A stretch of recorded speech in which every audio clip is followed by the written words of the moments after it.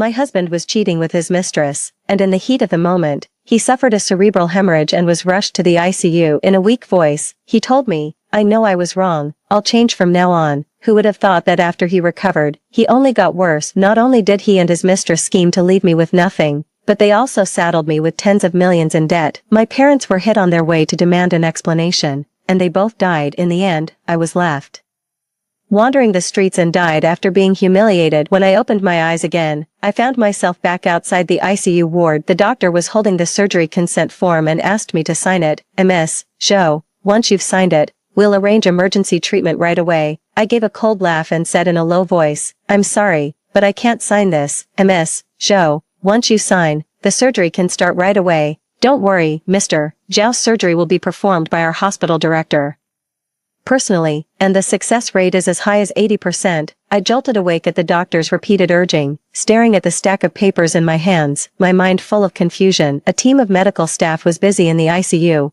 while my husband lay motionless in the hospital bed. "Sister-in-law, hurry up and sign, Mr. Zhou's condition can't wait any longer." Zhang Jing pushed me, and that was when I finally came to my senses. I had been reborn. In my previous life, Zhao Gang and his secretary Zhang Jing were having an affair, and because they'd been too reckless, his emotions ran too high and he suffered a sudden cerebral hemorrhage. By the time I rushed to the hospital, he was already in the ICU fighting for his life. Zhao Gang knew his affair could no longer be kept secret, and kept holding my hand, apologizing and admitting his fault. He said he was wrong and would definitely change from now on. He also said he was no good, that he had let me down, and that after his surgery, all the family assets would be transferred into my name. I still softened, thinking of our many years together as husband and wife. I signed the consent form and saved his life, but in the end, I was just too naive. After he recovered, he not only didn't change at all, but went even further, bringing Zhang Jing to live in our home. Under their scheme, I was forced to sign away everything and leave with nothing.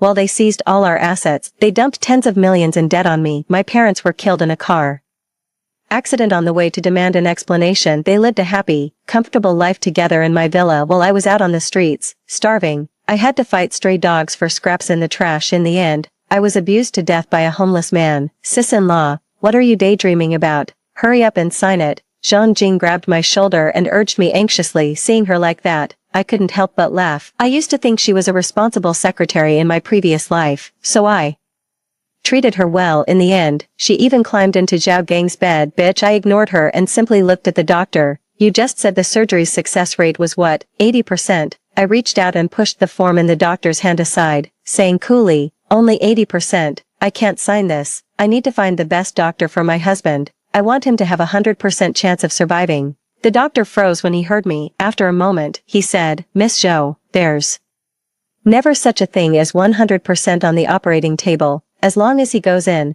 we'll do everything we can to save the patient. Please trust us. The patient's condition is critical. Every second counts." Of course I knew all that. For a cerebral hemorrhage to have a success rate this high was already impressive, but facing that man in the ICU, I'm not stupid enough to let him come back to life and team up with his mistress to turn on me again. I broke down in tears and said sharply, "I want a 100% guarantee. If he dies on the operating table, then so be it. Can you take responsibility for that? If there isn't a 100% chance, I won't sign. I can't send my husband off to die." Seeing me like this, the doctor was also frantic and pacing in circles, but there was nothing he could do. Cases like this are just too common. Every day, people break down outside the ICU emergency room. Countless people are too afraid of a failed surgery to sign the consent form. He could only keep trying to persuade me, saying the success rate was already very high. If we kept delaying, the condition would probably worsen. "Sis-in-law, it's too late to find a doctor now. Just sign the form already. Mr.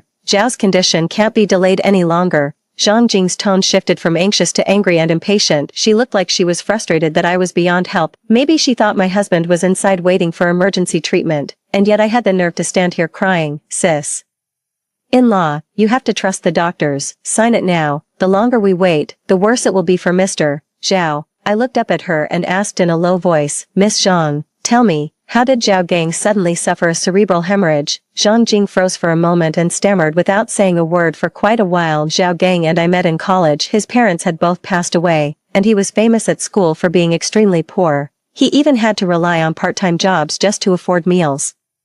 Although he was very poor, when Zhao Gang was pursuing me, He was willing to work part-time for 3 months and scrimp and save to buy me a necklace I really liked. He was even willing to walk 2 kilometers under the blazing sun just to save the bus fare, so he could put away money to buy me braised snacks he never even dared to buy for himself. It was exactly because of what he did that I was so deeply touched. Even if he were a little poor, as long as he loved me, I wouldn't mind. After graduation, I took over my family's company, and he was assigned to work there by me. Before long, he began to show real business talent. Far from being worried, I was actually happy for him. I even handed the company over to him to manage after we got married. As for me, I stepped back and settled into the role of a housewife during the time I wasn't at the company. Although I often heard rumors about him and other women, I still trusted his character. But today I found undeniable proof in the dashcam footage that he was having an affair with Zhang Jing, and it was because those two were being so reckless that Zhao Gang, in a fit of excitement, suffered a sudden cerebral hemorrhage. He betrayed me, and yet he still wanted me to save her. In my last life, I was fooled by his pleas, and my soft heart made me pay a terrible price. I thought he would change. I thought that at the very least, for the sake of our marriage, he would remember how good I'd been to him. But in the end, it was nothing more than a case of the farmer and the snake. Zhang Jing watched the seconds tick by, and panic began to set in. She started turning the tables on me. Sister-in-law, can you stop making a scene? I know why you've been refusing to sign. You suspect President Zhao is seeing someone else, but it's only a suspicion. I'm his secretary, and I can guarantee he doesn't have a mistress. Hurry up and sign. After she said that, the people around started pointing fingers at me. They thought I was just a shrew making trouble, stabbing my husband in the back when he was at death's door. Even the doctor looked at me with obvious disgust. Zhang Jing thought she had the upper hand and threatened me. Sister-in-law, I hope you know a thing or two about the law. If President Zhao dies because you refuse to sign, you'll be held legally responsible. Even if he has no parents left, I'll still fight for justice for him. Hearing that, I suddenly laughed. Miss Zhang, I just asked you why Zhao Gang suddenly had a cerebral hemorrhage, and you still haven't answered me. With so many people here, I might as well let them see what's really going on. As I said that, I turned on my phone and pulled up the dashcam footage. My dashcam records audio, and Zhang Jing's moaning and gasping sounded right outside the operating room. Everyone could hear the frantic,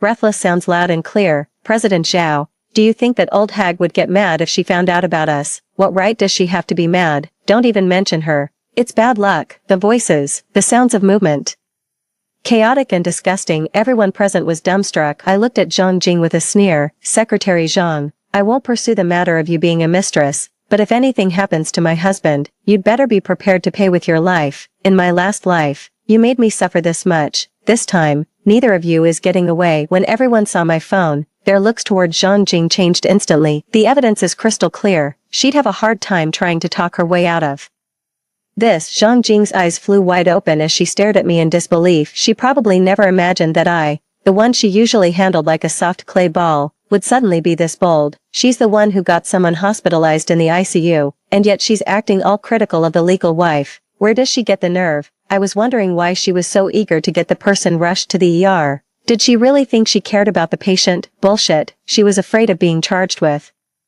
negligent homicide and ending up in jail herself. A shameless woman like that should get 10 or 8 years. The crowd kept cursing and complaining, taking shots at Zhang Jing. They'd really learned a thing or two today. Faced with the crowd's accusations and abuse, Zhang Jing burst into tears. Big sister, you might as well just give up on treatment. Don't waste any effort saving someone so shameless. Exactly, let him die in the ICU. If he's saved, won't he just keep harming society? The crowd said to me in sympathetic tones. I shook my head firmly. My husband may have wronged me, but I can't give up on him. Not only can I not sign the withdrawal of treatment form, I'm also going to find him the best doctor. We were husband and wife after all. How could I bear to just watch him die? After saying that, I took out my phone and started making calls, contacting doctors right there in front of everyone. The people around me all gave me a thumbs up. Everyone says I'm loyal to the core. Ms. Zhou, this isn't the time to be calling other doctors. Shut up. Before the doctor could finish, I cut him off flatly. You don't even have 100% certainty. How am I supposed to trust you with my husband's life? It's not like I can't find a good doctor. I'd just finished scolding them and was about to keep making calls when another doctor rushed out of the ICU. Family member. Where's the family member? The patient has suddenly regained consciousness and has something to say to the family. Hearing that, I quickly said I was the family member and followed him. Zhang Jing had wanted to come in too, but since she wasn't family, she was stopped outside. The ICU was filled with the sounds of machines running. Zhao Gang was lying in the hospital bed, and his whole body was already hooked up to all kinds of tubes. This was the second time I had seen a scene like this. Last time, although I hated his betrayal and affair, I still had a heart. After all, for the sake of our years together, I signed the papers to save him, but in the end, what did I get? Nothing but my family ruined and me dead by the roadside. I looked coldly at Zhao Gang. He panicked and reached out to grab me. I was disgusted and took a step back. Honey, I was wrong. It was that slut Zhang Jing who seduced me. The weak, familiar words rang in my ears again. Not even a single word changed. I mocked myself for how foolish I had been in my last life. To actually believe this man's lies. He seemed to have heard the commotion outside too, and kept talking to me. Honey, I let you down. I'm sorry. Please forgive me this once. Okay, once I'm out of the hospital, you can hit me or yell at me however you want. I'll transfer all my assets into your name. Looking at his pleading face, my heart remained chillingly cold. What he was offering was mine to begin with. He had nothing at all, so why would he need to transfer it? I let out a sneer. It's fine, I don't care, as he breathed a sigh of relief. I whispered in his ear, Zhao Gang, I won't believe a single word you say. I've already told the doctor, we're giving up resuscitation. In your next life, don't ever let anyone down again. Okay. Even though Zhao Gang was already incredibly weak, he still stared with his eyes wide open. It seemed like he was forcing out every last bit of strength to speak. Call Zhang Jing. I shook my head in exasperation and said slowly, honey, how can you be this foolish? Zhang Jing isn't a family member. What she says doesn't count. Zhao Gang lost both parents when he was young,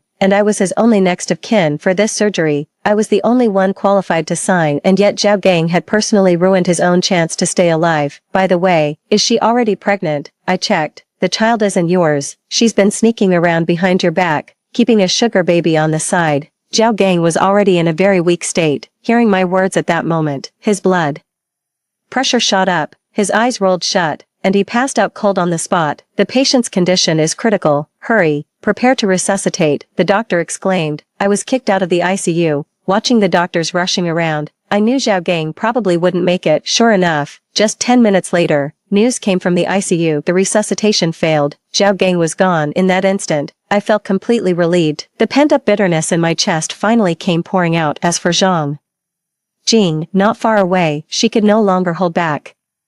She rushed straight at me and, with a twisted look on her face, grabbed my shoulder. It was you killed Mr. Zhao, you vicious woman, I'll make you pay with your life. I wasn't going to indulge her anymore. I raised my hand and slapped her across the face. What right do you have to yap at me, you homewrecker? Oh, so now you're even insulting me and blaming everything on me. Don't forget, who was it that got my husband sent to the hospital? Zhang Jing glared at me with such hatred she seemed ready to tear me to pieces. Then why didn't you sign it? You just stood by and did nothing. Now that Mr. Zhao is dead, you can swallow up his assets. That's what you vicious woman had in mind all along. Immediately, everyone's eyes turned to me. It seemed they also thought Zhang Jing had a point. After all, what I was doing really did look like someone scheming for the family fortune. I didn't hesitate either and said loudly to the crowd, my husband came from a poor family. Even putting food on the table was a struggle. The company, car, and villa he has now were all given to him by me. Who would have thought he'd be shameless enough to eat my food, live in my house, use my things, and then even spend my money to go after another woman? Everyone,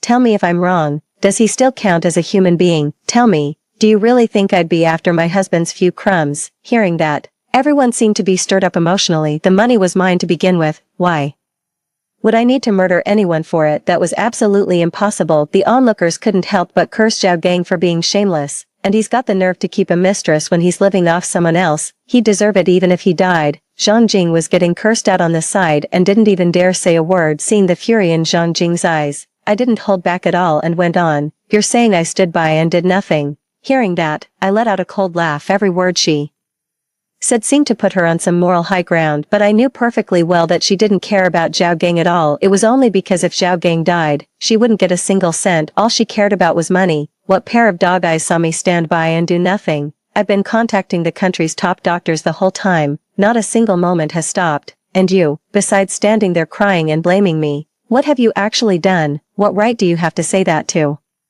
Zhang Jing was left speechless by my comeback and could only glare at me with venom in her eyes. I let out a cold snort inwardly, as if being fake sweet is something only she can do. I've lived 2 lives. After all, how could someone like you, a mistress, possibly compare to me? I didn't even notice until now. Besides constantly criticizing others, she ended up doing absolutely nothing. No kidding. It's all concern for the patient, this and that, who can't talk a good game. A crowd of people pointed fingers and talked among themselves, and Zhang Jing didn't know how to defend herself. I looked at her coldly, not feeling the slightest bit of pity. Back in my past life, when she ruined my family and left me with nothing, forcing me to wander the streets, she was far more ruthless than I am now. It was just a few insults from a bunch of people. What's the big deal? No matter what you say, it was you who caused Mr. Zhao's death, you murderer. Zhang Jing gritted her teeth at me. I almost laughed out loud. Are you saying I'm a murderer? This is absolutely ridiculous. Fine, let's call the police. I wasn't going to back down either. I took out my phone and was ready to call the police. I'd like to see who ends up in prison. If you hadn't caused my husband to have a brain hemorrhage and end up in the ICU, would he have died? I was only trying to get my husband the best doctor. What's wrong with that if we missed the best time for treatment? Seeing this, a group of the other patients' families also started cursing Zhang Jing, saying she was no good. Some people even took out their phones to take photos and post them on social media. Everyone, come take a look at this shameless woman. She got her lover sent to the hospital, and in the end she even pinned the blame on the original wife. I've really seen it all, friends. This shameless mistress, everyone, remember her, because her lover died. The mistress didn't get any money and ended up lashing out at the legitimate wife as the insults rang out one after another. Zhang Jing could no longer stay. She could only glare at me resentfully, throw out a "just you wait," and then flee in disgrace. I put down my phone and didn't keep calling the police. Let the police arrest her now. That would be letting her off too easily. After my parents learned that Zhao Gang had lost his life over an affair, they were even more furious. They thought that bastard got what he deserved and even vowed to make that woman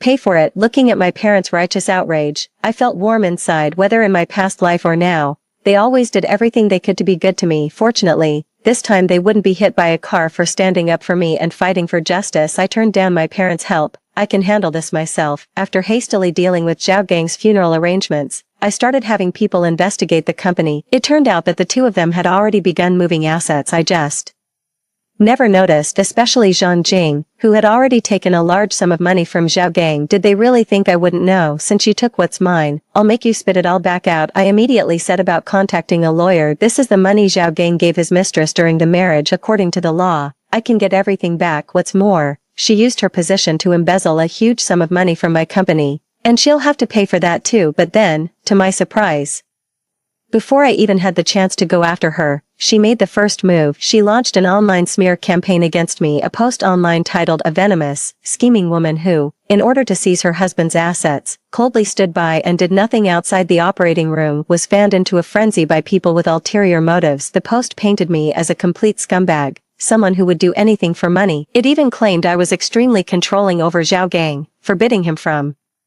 talking to other women and making him kneel on a washboard if he came home late. And as for her and Zhao Gang, their affair was rebranded as a legitimate romance under oppression. Reading this post actually makes me want to laugh. I've never seen such a shameless mistress write about an affair as if it were perfectly justified, but the onlookers didn't care about any of that. Once the mood was right, they all started cursing me out. Overnight, I became the kind of person everyone hates and tramples on. It's simply unbelievable. Just for money, she could bear to watch her own husband die in a hospital room. A woman like that deserves to be torn to pieces. What's even more disgusting is that after killing her own husband, she still brazenly claimed she hadn't broken the law. If the law can't punish her, then we'll deal with her ourselves. With a group of concerned citizens denouncing me, I was completely turned into a wicked woman. My home was found, and in the middle of the night, someone doused it with chicken blood. Fortunately, I had already moved away from that place long ago, so I wasn't affected by them. Every now and then, a bunch of self-righteous onlookers would show up outside the company, holding up banners and shouting that I was a heartless gold digger who ruined lives. The company's business was affected as well. Seeing this, the employees were all outraged. They all knew that Zhao Gang had been fooling around with Zhang Jing at the company,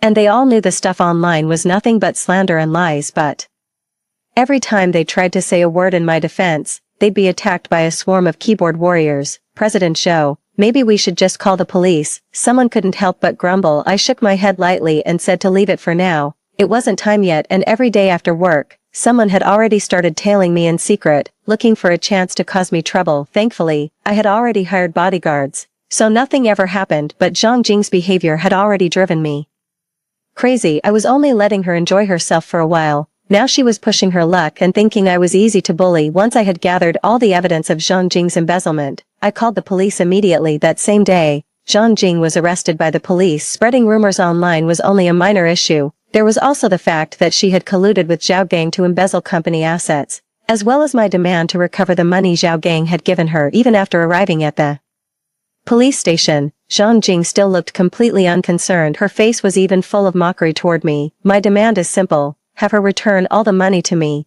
then serve time in prison according to the law, and clear up the online rumors while she's at it. I told the police what I wanted, and they said most of it was fine, but getting her into prison might be a bit difficult. She's already pregnant. I froze for a moment, and only then did I realize what was going on. Under the current law, pregnant women are not sent to prison, so that was why she was so fearless. Honestly, I really hadn't seen that coming. Zhang Jing looked at me and spoke with brazen confidence, in a pointed tone. Zhou Ruoshi, I'm still carrying Zhao Gang's child in my belly. That money wasn't for me. It was child support for his own baby. You won't get a single cent back. Hearing that, the staff were completely at a loss. This is really hard to handle, honestly. Besides the child support, you need to give me a share of Zhao Gang's estate. The child has inheritance rights. Zhang Jing lifted her chin arrogantly. I saw no trace of shame on her face for being the other woman. Instead, she seemed proud of it. I just kept sneering. You're trying to play those games with me. You really think I'm some naive little sweetheart? I looked at her and said in a low voice, you say the child is Zhao Gang's, so it must be his.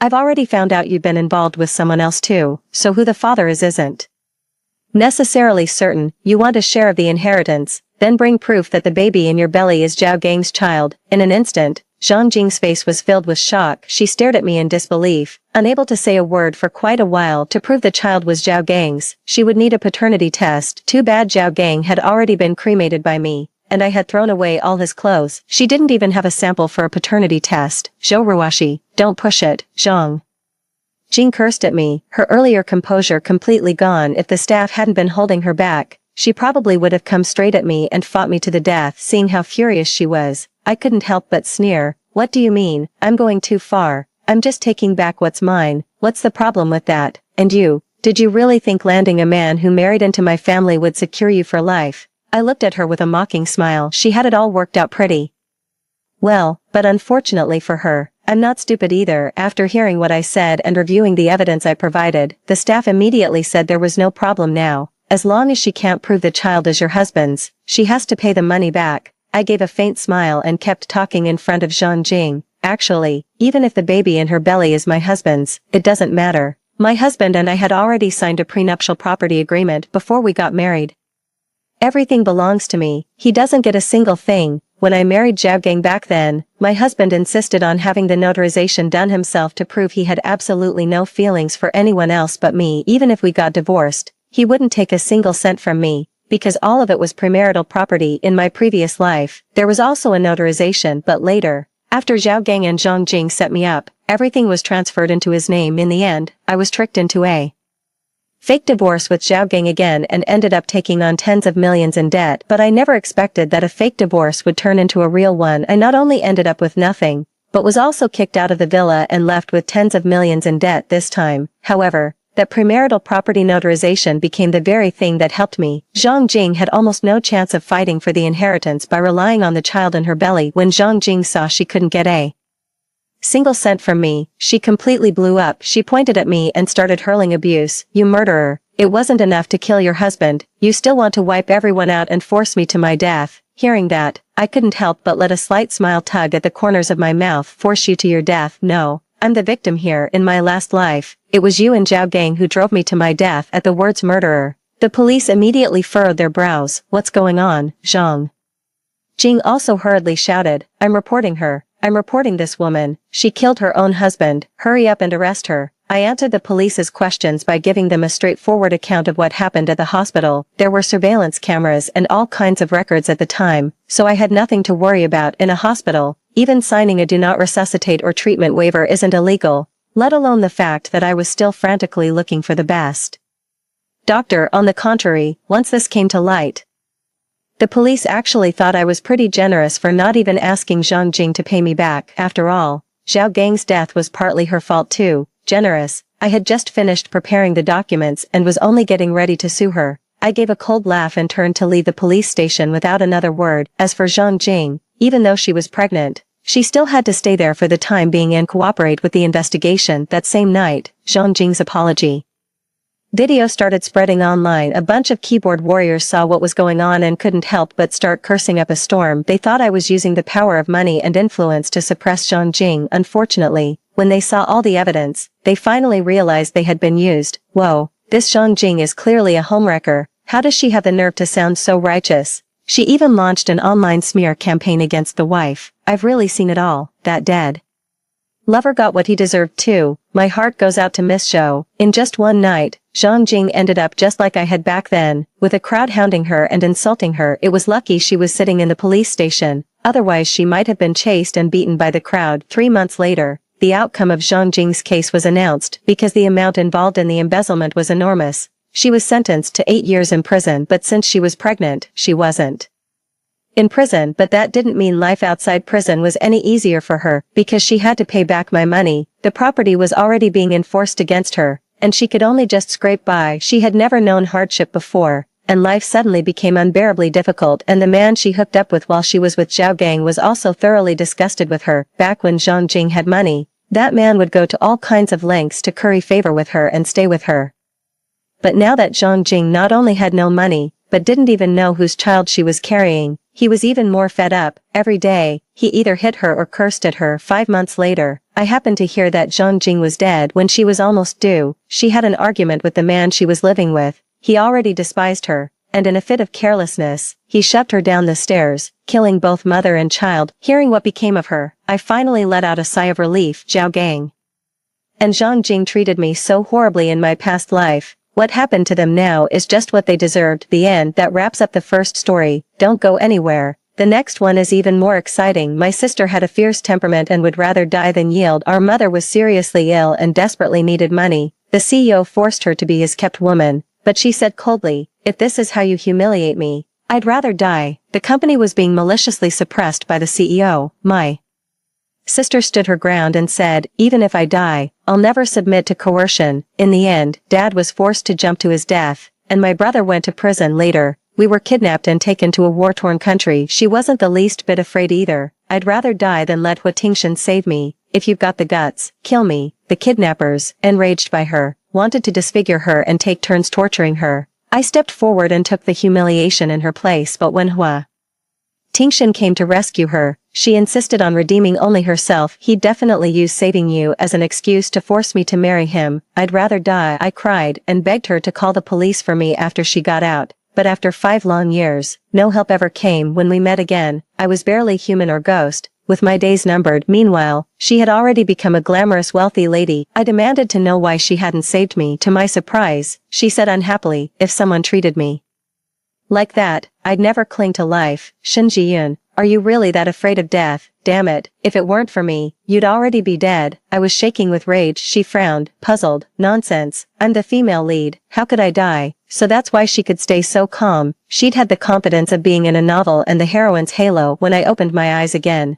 I had actually been reborn to the day my sister and I were kidnapped together. The kidnapper's blade was already pressed against her face, yet she would rather die than give in.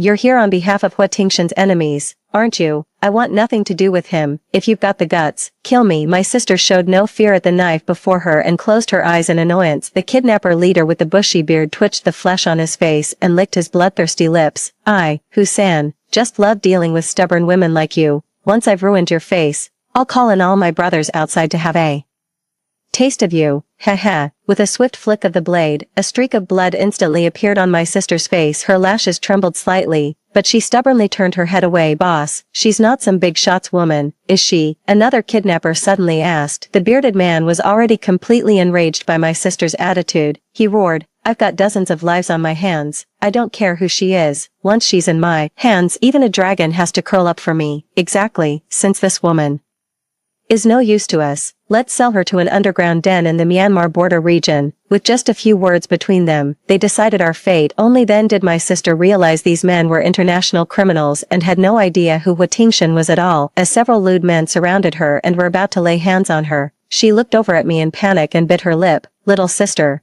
This time, I kept my head down and said nothing, obediently huddling in the corner like a frightened little bird. Too, in my past life, my kidnapping was also related to Hua Tingshan. We were filming in the old town until late at night. When my sister heard that Hua Tingshan had started promoting a newcomer, she felt humiliated and refused to get into the nanny van he had arranged. She insisted on walking back to the hotel in the dark. I told her this place was close to war-torn Myanmar and it wasn't safe at all, so there was no need to be stubborn out of spite. She let out a cold snort. "Are you really that timid and afraid to die? I'd rather die than touch anything from a two-timing man." As a result, we ran into this gang of mercenaries who had fled to the old town and were preparing to cross the border. I was the one who talked them down, protected her innocence, and held out until Hua Tingshan came to rescue her, but she refused to take me with her. Of course I wouldn't agree and clung to her tightly, refusing to let go, but she used family ties to guilt-trip me. Shin Ji-yoon, when Dad jumped off the building, he didn't force me.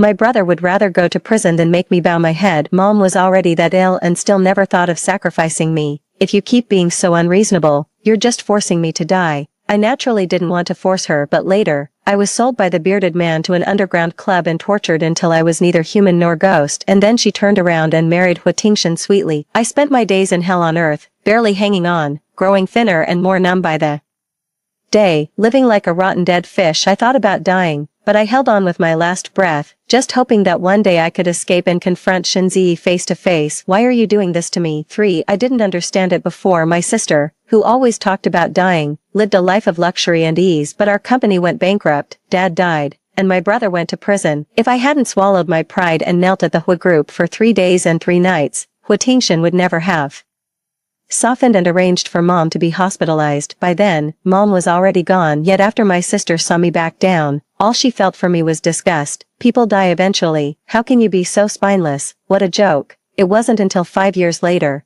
after I escaped with my life, that I finally saw her true colors. She sacrificed our entire family just to maintain her image as someone who would rather die than compromise, so Hua Tingshan would think better of her. I was so enraged that I wanted nothing more than to take her down with me, but my life had already been ruined, and I was terminally ill. How could I possibly beat the wealthy and powerful Madame Hua? In the end, on a snowy night, I died of illness and despair beneath a bridge. Fortunately, heaven had eyes and granted me a second chance. This time, I wanted to see what would happen without my sacrifice. Can a sister who clings to the halo of a female lead and would rather die than yield really stand up to this pack of ruthless desperados and escape this hell on earth? Mayan, a living hell for sis. When I still hadn't stepped in to help her, there was finally a hint of panic in my sister's voice. Hussein used brute force to rip her dress apart. She could no longer hold back her scream. "Shin Ji-yoon, what are you still standing there for? Help me." I let out a cold laugh. "Sis, weren't you the one who'd rather die than yield? It's come to this. What are you still waiting for?" She choked, staring at me in disbelief, then slowly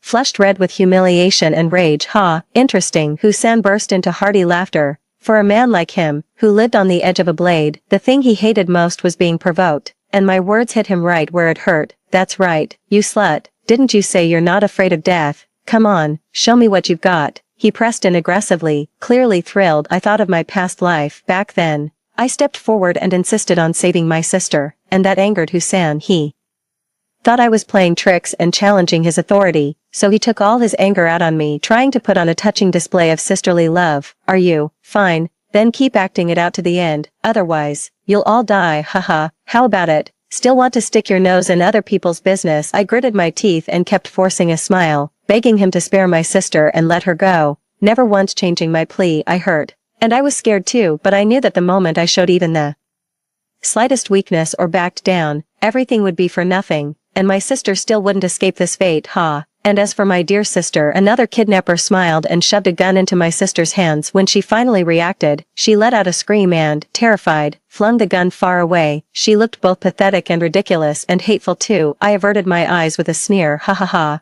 This woman's even more afraid of dying than most people." The kidnapper sneered mercilessly as the punishment began. Hearing my sister's shrill screams, I clenched my fists, feeling both a grim satisfaction and a bitter ache. The satisfying part was that she was finally getting what she deserved. Serves her right. The pity of it was that our whole family had paid such a huge price for this hypocritical woman. Dad was gone for good. I bit down hard on the flesh between my thumb and index finger, and my gaze slowly turned cold and resolute. I swear, in this life, I will never again be Shinzi's stepping stone. After Hussein finally had his fill, he remembered me at last. He strode over to my side and studied me with keen interest. Brother Hu, my sister really does have a suitor with immense influence. I flashed him a flattering smile. I knew I had to save myself, or my fate next would be no different from my previous life. Hussein let out a puff of smoke. You do know when to read the room. Every family has its own troubles. I've already offended her, so even if I get away, she won't let me off. I looked at him sincerely. Brother Hu, I just want to live. Hussein gave a raspy chuckle. Little girl, not many of the pigs that have passed through my hands have lived to tell the tale. Hua Tingshan, the president of the Hua Group,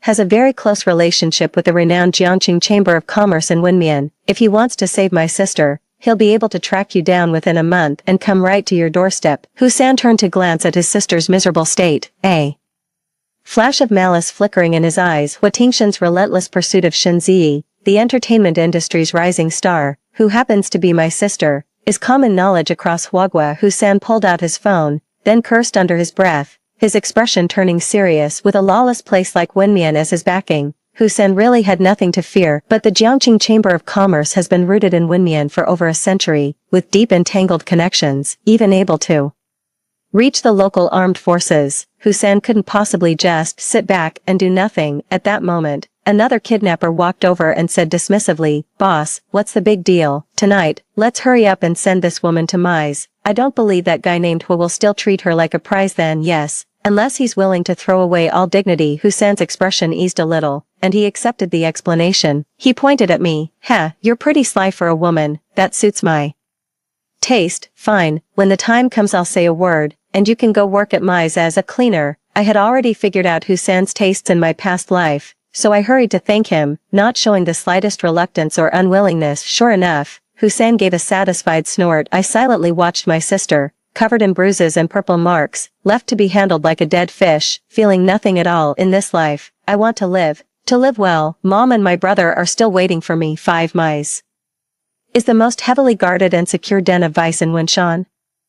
Backed by powerful criminal forces and capable of any crime. In my past life, this was where I first met Lu Mian, the hugely famous Chinese internet celebrity at the time. After Lu Mian went missing, her family spared no expense, spending tens of millions in a desperate attempt to save her. But without any connections, they had no choice but to accept their fate. My sister looked down on that at the time. If a person doesn't respect herself, others will look down on her. If she was dead set against it, who could force her? If that had happened to me, I would have already smashed my head against a wall and died. But when it was her turn to be forced, she naturally shoved me forward. I'm Hua Tingshan's woman. He'll come save me sooner or later. Aren't you just after money? My sister can take my place. Those words enraged the thugs again. I flattered them and intervened on her behalf, saying she had a fierce temperament and might really die if they pushed her too hard. It would be better to give her some time. I'll make up for whatever losses she causes. The boss also didn't want to lose a star for nothing, so he reluctantly agreed to my suggestion. I started working myself to the bone day and night. Whenever I was about to break, my sister would say in that cold, indifferent tone, Jian, I'll handle Mom's illness. I'll figure it out. As long as I'm okay, Hua Tingshan is willing to pay any amount. She always said she didn't want to be bullied or coerced, yet when it came to threatening people, she was as skilled as could be. 6 In this life, with Hussein's backing, I was sent to the cleaning department. It was relatively safe for the time being, but that still wasn't enough. I had to get out of here the next day. Before my sister's injuries had even healed, the higher-ups hastily arranged for her to work room service in the private suites. I pushed the cleaning cart to my sister's room and brushed past 2 thugs carrying stun batons. The 2 of them had cigarettes in their mouths, their faces full of mockery. This woman doesn't seem like anything special. I didn't even turn on the power just now, and she straightened right out. Ha ha ha, exactly. I remember that influencer Lu Mian from a while back. Didn't she only become obedient after her leg was broken? I kept my head down as I opened the door and went in. My sister was struggling to put on a qipao, her hands trembling so badly she couldn't even pull up the zipper. When she saw me, she suddenly grabbed the makeup box beside her and hurled it at me, furious. Shin Ji-yoon, are you insane? Why didn't you save me yesterday? You were the one who wanted to gamble, the one who chose to walk that dark road at night, and you're the one who provoked Hoo-san. Why should I save you? If I saved you, I'd be risking myself. What makes you think you're worth it? I dodged to the side and immediately hurled the dirty rag in my hand at her. Damn it, I was too nice to her. She froze. Ji-yoon, why are you so cold-hearted? Dad's will said we were supposed to help each other from now on, and brother also told you not to make things difficult for me. You're trying to force me to my death. Her eyes were red, and she put on that stubborn look she was always so good at, as if she'd been horribly wronged. She actually has the nerve to bring up Dad. Dad jumped because he was afraid you'd be humiliated by Hua Tingshin. But after being humiliated like that last night, you still crawled on living. Do you even deserve him? I stepped forward and yanked the zipper up for her, then fixed her makeup and hair before shoving her out the door. In my past life, I was forced into this seductive uniform that symbolized humiliation, and from that moment on, there was no turning back. She was scared and unwilling. Didn't you think I wasn't afraid back then? You didn't have the guts to die yesterday, and you chose to sink lower and lower. So don't act so high and mighty in front of me today. I flung back at her the very words she had once used to mock me in my past life. The two thugs outside came back again and barked at her to hurry up. With no way out left, and frightened and anxious, a conflicted look flashed in my sister's eyes, as if she had made some kind of decision. She said reluctantly, unwillingly, tell your boss I'm willing to film the blackmail video. I'm Hua Tingshin's woman. He loves me more than life itself. No matter how much money it takes, he'll pay. Don't believe me? Give them a call. Ha, you want me to do something this beneath me? That's just ridiculous. I don't believe your boss can't figure out the math on this one, she ordered. Take me to see your boss now. The thug grew impatient and slapped her across the face. Fuck, I don't care whose woman you are. Get your ass to 2303 with me right now. The older sister was stunned, dragged out like a dead fish. I silently pushed the cart and followed behind. Of course, the older sister had no idea that from the moment Hoo-san got his hands on her, she'd become a hot potato with no way out. The boss at Mize wouldn't let her haggle. He'd only make her worthless. When a guest at Mize requests a celebrity, they're naturally overjoyed. After only a few drinks, they hurry me to clean up and get out. Shin Ji-yoon, Tingshin will definitely come save me. You won't be smiling then. She gritted her teeth, blaming everything on me. Sis, haven't you always been afraid of getting tangled up with him? Why are you calling him Tingshin now? One after another, I pretended not to understand. I was even afraid Hua Tingshin wouldn't show up. 7. I was working hard cleaning the bathroom when Lu Mian staggered in and started vomiting violently. Listen, the guest in room 555 on the 5th floor is no ordinary man, and he's also from Huagua. I heard the boss accidentally kidnapped the wrong person, but they've been feeding and pampering him every day. He should be sent out soon. Find a way to win him over and get him to take you with him. This is your only chance. After she finished vomiting, she went to the mirror to touch up her makeup and told me an important piece of information. Don't overthink it. I just can't stand Shinzi, that hypocritical, selfish woman. She added that on. A warm current surged through my heart. Lu Mian was a huge influencer in China, and only ended up being sold to Mize because she was deceived by her best friend. In our previous lives, we were both sufferers of the same plight, and soon became close friends, deeply understanding and admiring one another. Unfortunately, in the 3rd year, she could no longer bear it and took her own life. I never expected that, in this life, just a few days after my arrival, she would show me kindness again. Yesterday, Shinzi and I were working together, and I heard her recommending you to a client. I'm afraid you won't be wearing that janitor's uniform for much longer. If I can get out of here, I'll definitely take you with me, I said. This seriously. She looked at me, then suddenly burst out laughing. How naive, you actually believe everything I say. You're really easy to sell. Of course I believe you even though we had no bond in this life. She saw her former self in me. She didn't want me to be betrayed by someone close to me, and she'd have to end up the same way as her. Of course I was anxious too, completely on edge. Not to mention, my sister wanted to drag me down with her. In 20 days, Hua Tingshin would find Mize. I didn't know whether he'd save my sister, but he definitely wouldn't save me. He might even take his anger out on me. I had to find a backup plan before he got here. Finally, on the 18th day, I got a chance to go up to the 5th floor. I hadn't been idle during this time either. I kept running through the memories of my past life, along with every card I had in hand that I could play. The moment I knocked on room 555 and saw Jiang Yen, I knew I would definitely be able to win him over. Jiang Yen didn't know me, but I remembered him very well. 6 years ago, When the company filed for bankruptcy, he came with people to negotiate with us and sincerely said he wanted to buy the company. He made a very generous offer back then. My father had died, my brother was in prison, my mom didn't understand business, and only my sister and I were left to handle the fallout. But when faced with the generous terms Jiang Yan offered, my sister coldly turned him down without hesitation. Mr. Jiang, there's no need to waste your time, I won't accept your kindness. It's actually better if the company is gone, it saves us from being hounded by you all. I was baffled and tried to argue Jiang Yan's case, but I was only a sophomore in high school then and simply couldn't outtalk my sister. What a pity for all the work Professor Shen put into this over his lifetime. Tisk. As he left, Jiang Yan sounded genuinely sorry, and even reached out to pat my head. Those words gave me confidence. Back then, the company was suppressed into bankruptcy, but the core patents remained in my brother's name, and my brother would rather go to prison than sell the technology for Huatingxin in my previous life. By the time I managed to escape, my mother and brother had already passed away. It was only to be expected that those patents would end up in my sister's hands in the end. At last, I had sorted out my thoughts, and my heart surged with excitement. Just as I was about to speak, the boss suddenly knocked and walked in with my sister. After coming in, the boss apologized first, saying Jiang Yan had been frightened. He also said that the Jiang family's chartered flight would land directly on the rooftop of MICE the day after tomorrow. Mr. Jiang, please rest assured, although things outside are unsettled, we can still get you safely to Wenmian International Airport. Jiang Yan took a slow sip of tea and nodded. A trace of displeasure flashed across the boss's eyes, but he quickly suppressed it. He shoved his sister forward. Mr. Jiang is my honored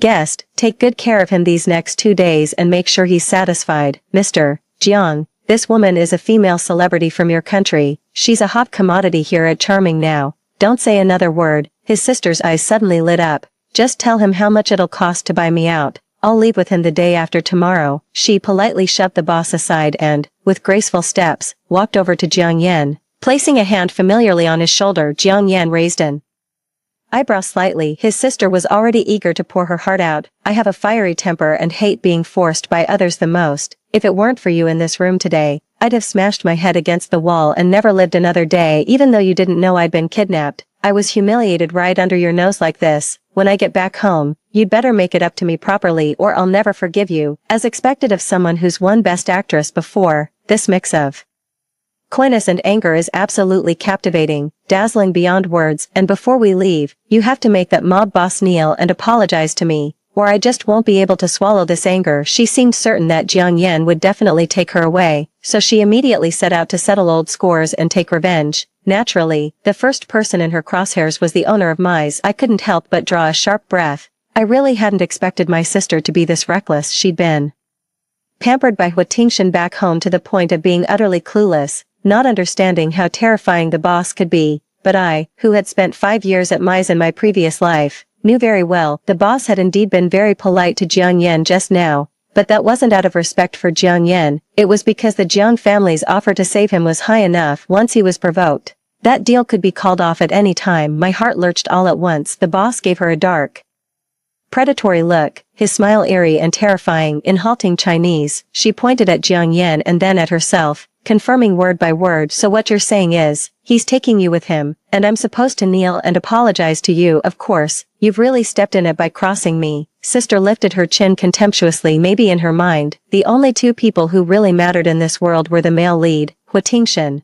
and the male supporting character, Jiang Yan. Just like she thought she was the heroine, and that she would never die. Sister looked smugly at Jiang Yan. For all these years, he could only protect me from the sidelines in silence, never even getting a chance to show himself to me up close. How could he ever refuse what I asked for? You should be grateful you're not Chinese, or this would be about more than just kneeling and apologizing. At this point, Sister's main character aura was so strong even the coffin lid couldn't keep it contained. She had no idea that with those words, she was rubbing the faces of the two men in the room hard into the ground. At last, Jiang Yan set the teacup in his hand down on the tabletop, not too hard, not too lightly, splashing tea everywhere. My sister pouted and reluctantly softened her tone. Fine. Once I'm back in the country, I'll cut things off with Huatingxin. Happy now, seeing that Jiang Yan still wasn't moved, she grumbled in dissatisfaction. Honestly, you're not loyal at all. At least give me some face.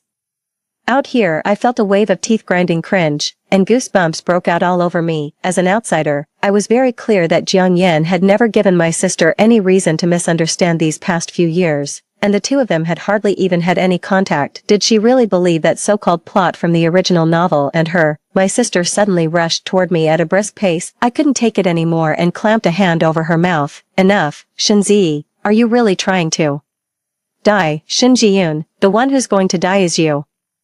She bit me viciously and shoved me away. You want to steal my man that badly. Everything I wouldn't stoop to do, you sneak off and do with no shame. You think by stepping on me, you can win their favor. You're completely insane. I glared at her, eyes widening at once. Over all these years, the only man she'd ever had was Hua Tingshan. To say I was shamelessly trying to curry favor with my sworn enemy was a humiliation beyond words. And you still won't admit it. Back then, when I refused Hua Tingshan's handout and kicked him out, you turned around and played the helpless victim, then knelt at Hua Group for 3 days and 3 nights, and Jiang Yan, I clearly turned down his advances, yet you kept going out of your way to speak up for him, trying to win his attention. Are you trying to seduce him again today, hoping he'll save you and get you out? The more she said, the more certain she became that she was right, looking completely enlightened. Oh, now I get why you just stood by and let me suffer. You wanted to ruin me so you could take my place. Shin Ji-yoon, you're timid, weak, and spineless. They look down on you, so all you can do is act like some wicked supporting character and resort to dirty tricks. So shady and disgusting. I was so angry my chest hurt. Does she even have a brain? I went to kneel at the Hua Group because I wanted to save Mom.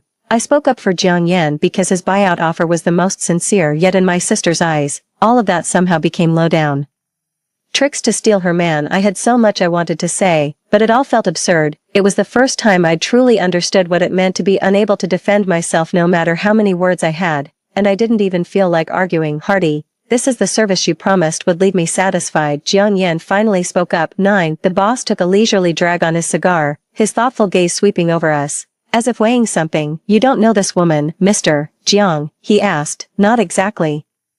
Jiang Yan shook his head, a puzzled look in his eyes. I have indeed met Miss Shinzi before, but it was just a perfectly normal business exchange. Hardy, as for the ransom on your side, the price is hardly cheap, even though this lady is putting on such a show and wants to go with me, he said with a shrug, spreading his hands. I'm afraid I'm powerless to help. Jiang Yan really was a slick businessman. With that remark, he distanced himself while still saving the boss's face. Ha ha ha, I see now. It was my fault after all. I didn't keep my people in line and nearly offended an important guest. The boss's face cleared, and he burst into laughter. The two shook hands and made up. The woman's face went pale, her eyes full of disbelief. Jiang Yan, you fell for me at first sight and stayed hopelessly devoted, as the loyal second male lead. Never once in your life did you get married. How can you say that about me? I know I've deliberately kept my distance these years, ignored you, and made you angry. A look of understanding flashed through her eyes as she hurried to explain, but that was all because Hua Tingshan kept relentlessly pursuing me. I couldn't bring myself to be the kind of woman who plays both sides. Can't you understand me? If it weren't for that, would you ever have thought so highly of me? Jiang Yan frowned, growing annoyed with the woman's relentless pestering. Miss Shen, please respect yourself. Just then,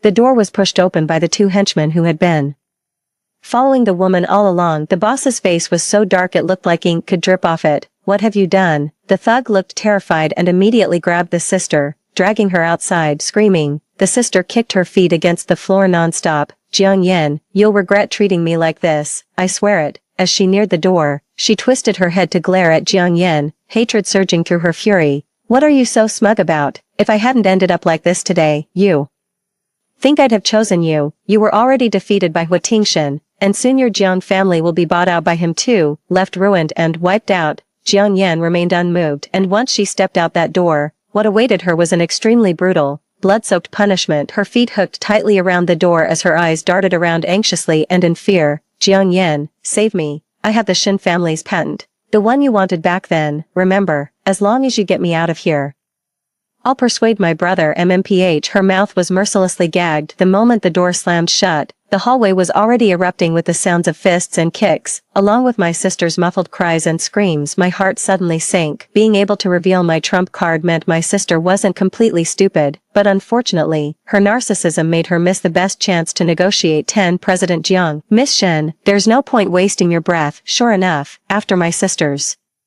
Hysterical outburst. Jiang Yan's attitude toward me also turned cold. What chilled me even more was that he showed no concern at all for the Shin family patent my sister had just mentioned, but I'm not entirely without a chance either. My sister took comfort in the fact that she'd read the novel and knew how it ended, while I was reborn and had personally witnessed the market landscape 5 years later. Back then, Hua Tingshan had the whole situation in the palm of his hand, and I couldn't lay a finger on my sister. I had thought about teaming up with Jiang Yan, but the once glorious Jiang Group was declining by the day and could barely keep itself afloat. My sister was right about one thing. Hua Tingshan did eventually acquire the Jiang Group with thunderous force. The newspaper I picked up on the day I died had the Jiang Group's bankruptcy on the front page. After reading it, I knew revenge would be impossible in this lifetime. In the blizzard, my last thread of life slowly faded away, but this time around, everything was still in time. At present, the odds are against me, so I have to strike decisively and hit where it hurts. Has the biomedical R&D center Mr. Jiang invested heavily and recently made a breakthrough?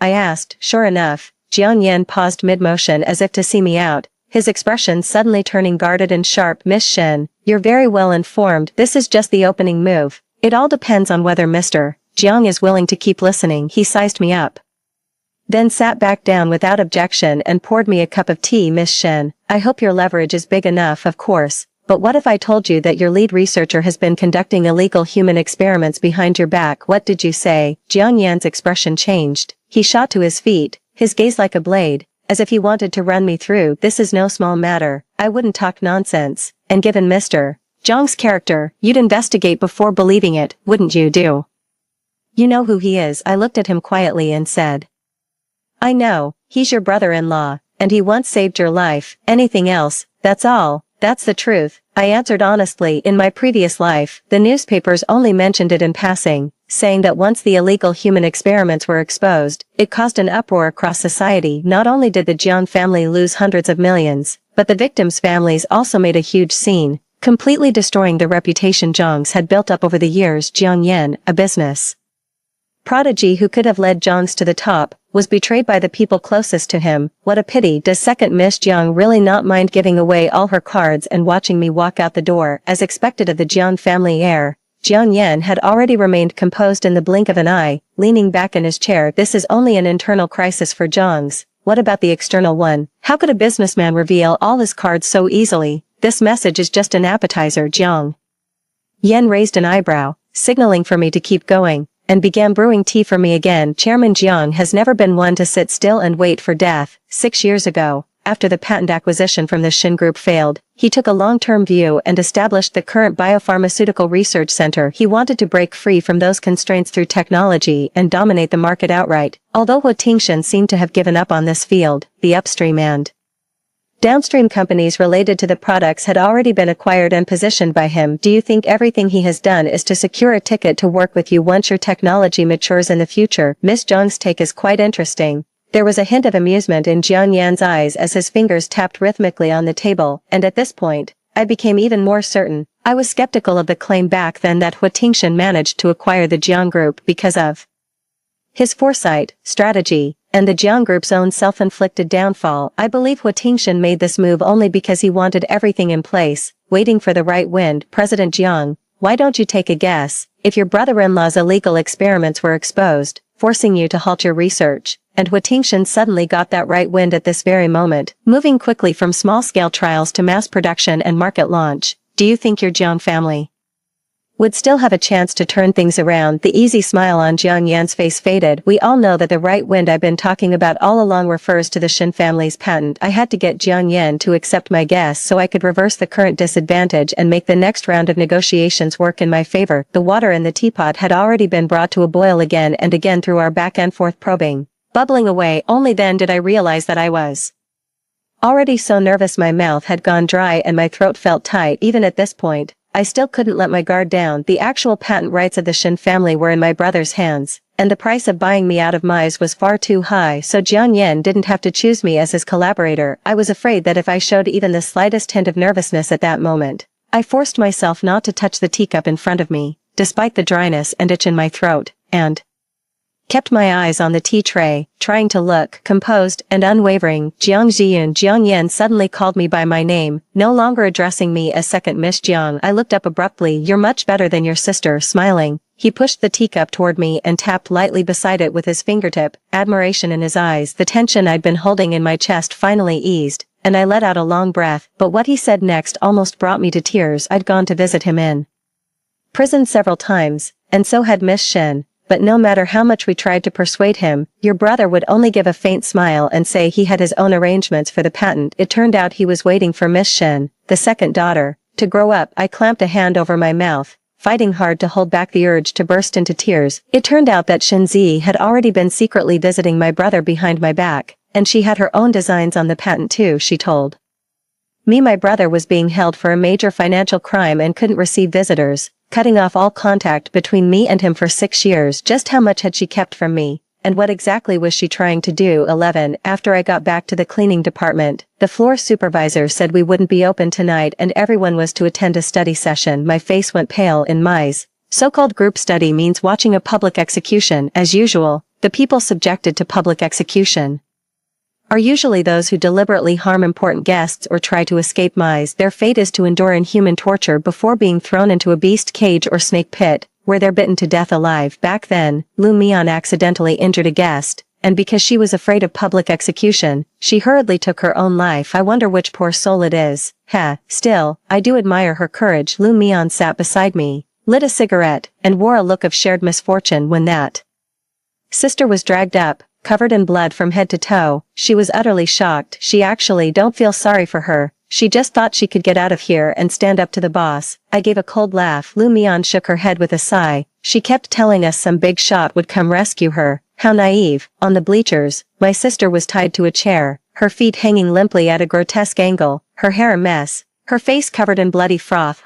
Didn't you swear up and down that you were leaving Mai's? Let's see how you walk with no legs. My sister had already passed out, and the man carrying out the punishment splashed a basin of cold water in her face. The moment she opened her eyes, she found me at once, shocked and resentful. Hate still refusing to submit, the thug barked, and a deep bloody gash instantly appeared on my sister's once proud face. My face.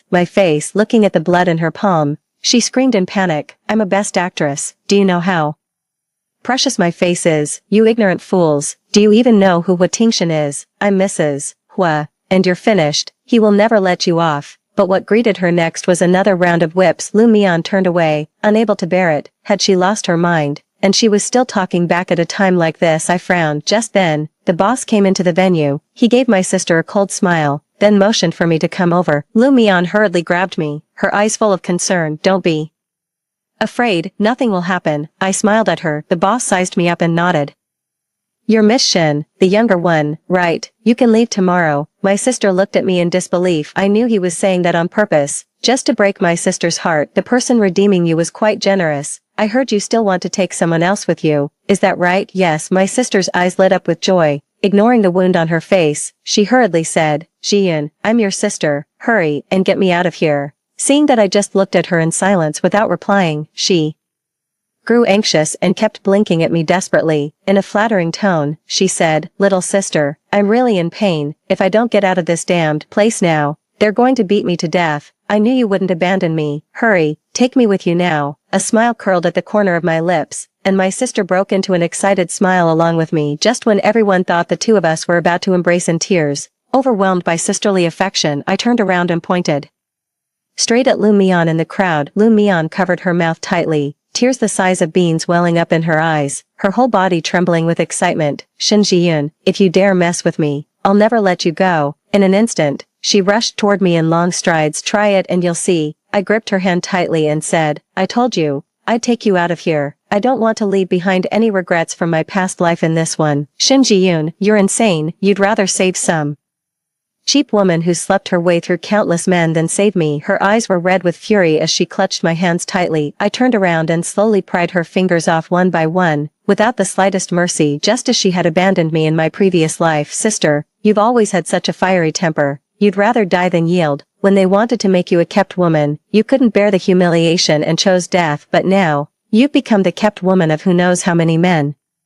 No, not even a kept woman. You're worse than that. If I saved you, wouldn't you end up being that spineless kind of person I thought about it, but my sister opened her mouth to scold me, then forced herself to hold back and looked at me expectantly. But don't worry, sis, if you really don't want to die, I'll call the police for you once I get out, so relax. Are you messing with me? It was as if something had occurred to me, and I lightly slapped my own mouth. Oh dear, listen to me, sis, you're the heroine. How could you die? That was really me being full of myself. I deserve that. I deserve that. My sister seemed to realize something and panicked at once. Shin Ji-yoon, don't tell me you, sister. Welcome back. I gave her a cruel smile the moment she was splashed awake and called herself Mrs. Hua. I knew she had probably been reborn too, otherwise, after going through such torture, with how delicate and spoiled she is, how would she still dare to be so arrogant and keep talking tough then?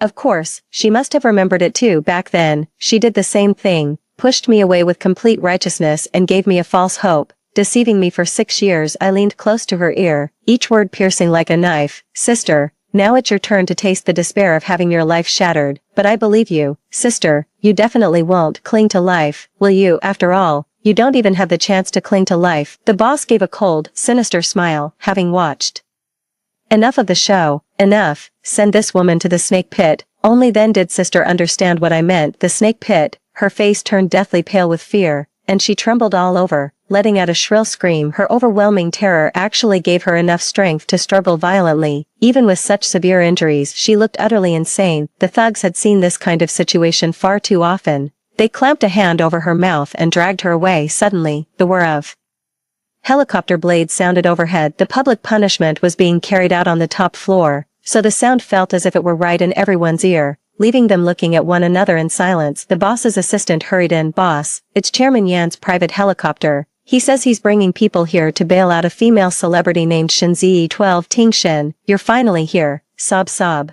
I almost couldn't see you again, having snatched survival from the jaws of death. The older sister wept in Hua Tingshin's arms for a full half-minute without stopping. Hua Tingshin's face was dark as he let the older sister lean against him. The boss didn't look pleased either. Yan had just whispered a few words to him, and it was obvious he only reluctantly agreed to have her released. Mr. Hua, I'm sure the general has already made Shin's situation clear to you, so, do you still want this woman or not? The elder sister's crying abruptly stopped, and she instinctively clutched tightly at Hua Tingshin's collar. I've lost my innocence and shouldn't have lived on. I'm already content just to have seen you one last time before I die. Tingshin, goodbye. A flicker of struggle flashed across her face, and she suddenly let go of Hua Tingshin, about to jump from the rooftop. Chairman Yan and the boss watched with narrowed eyes, enjoying the show. A glint flashed in Hua Tingshin's eyes, and in the end, he still reached out and pulled the elder sister back. Silly girl, this isn't your fault. How could I ever not want you? One was deeply affectionate, the other deeply moved, a truly touching scene. Having been burned once, the elder sister naturally didn't dare cause trouble again. She hurriedly urged Hua Tingshin to take her away. Ji-yoon, come here. After thinking it over, Hua Tingshin reached out to me. Don't. My sister glared at me angrily and blurted out to stop him. Hua Tingshin looked at her in confusion. In my last life, something like this happened too. Back then, my sister was nothing like she is now, only weakly saying, don't. She pulled Hua Tingshin aside and said something to him. When she came back, his eyes were full of disgust for me, and he never mentioned taking me away again. Needless to say, my sister must have told him that I had sunk into depravity at Misi, or words to that effect. Then she brazenly pushed away the helpless, weeping me. Shin Ji-yoon, do you want me to owe Hua Tingshin a favor so he can use it to force me to marry him? Dad, Mom, and brother would rather sacrifice themselves than let me bow my head. How could you let them down? Terrified beyond anything I could bear, I knelt down and kowtowed to her, begging her not to give up on me. She shook her head in exasperation, as if lamenting his hopelessness. Shin Ji-yoon, you're being completely unreasonable. If I have to carry you and drag me down with you, I might as well die here. Here. She had held herself above everyone else, spotless and innocent. She didn't leave me even the slightest way out, yet now it was she who had fallen so low, stained all over, and she still hadn't forgotten to try to get me killed. Tingshin, we can't let her leave here. My sister seemed to have made up her mind, her face stern, but Hua Tingshin didn't seem willing to give up. He strongly objected. Zi, do you know what you're saying? She's your sister. Tingshin, you drove my dad to his death. She's hated us to the bone for a long time. If she gets rescued and says something in front of my brother, for the rest of your life you can forget about ever getting our Shin family's patents. Shinzi seemed done pretending too, so she went straight to the point. Hua Tingshin froze, then let out a laugh. Zi, Didn't I already tell you I dropped that project? Hua Tingshan, stop pretending, you know what I mean. As long as you agree to bail me out and let me become Mrs. Hua, I guarantee you'll get the patent. A knowing smile curved Shenzi's lips. As if she had become a different person, surprise flashed in Hua Tingshan's eyes, but he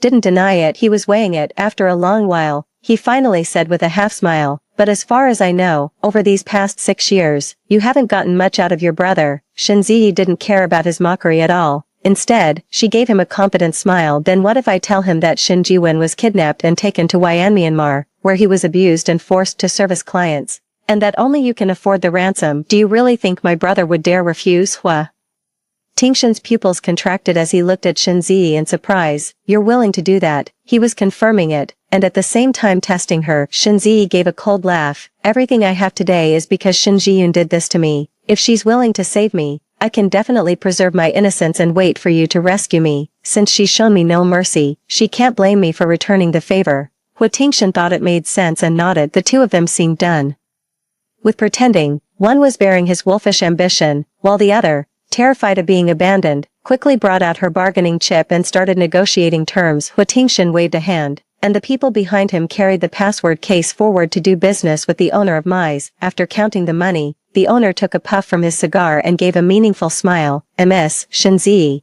have you forgotten that your sister was already redeemed by someone else a step ahead of you?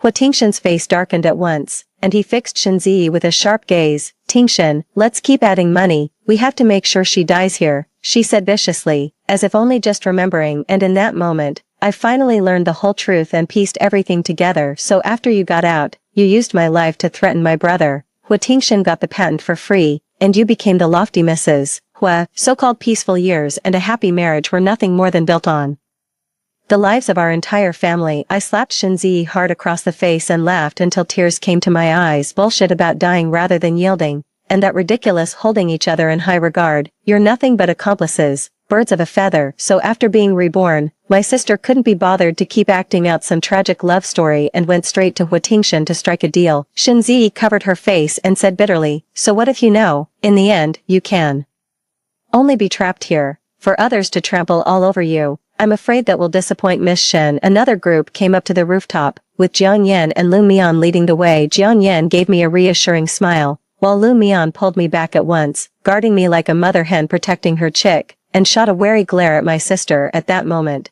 another helicopter also slowly descended. The owner of Mize greeted him and passed by Hua Tingshan, who just shrugged helplessly. Once a deal is done here, there's no taking it back. Isn't your girlfriend the one who knows the rules here best? It was obvious to anyone that he was mocking Hua Tingshan for being played. Anyone with eyes could tell that Shenzi deliberately left out the fact that I had already been redeemed. It wasn't because she forgot. It was because she was afraid of causing any further complications. She wanted to make sure she was safe first. Our helicopter took off first. Jiang Yan nodded through the window.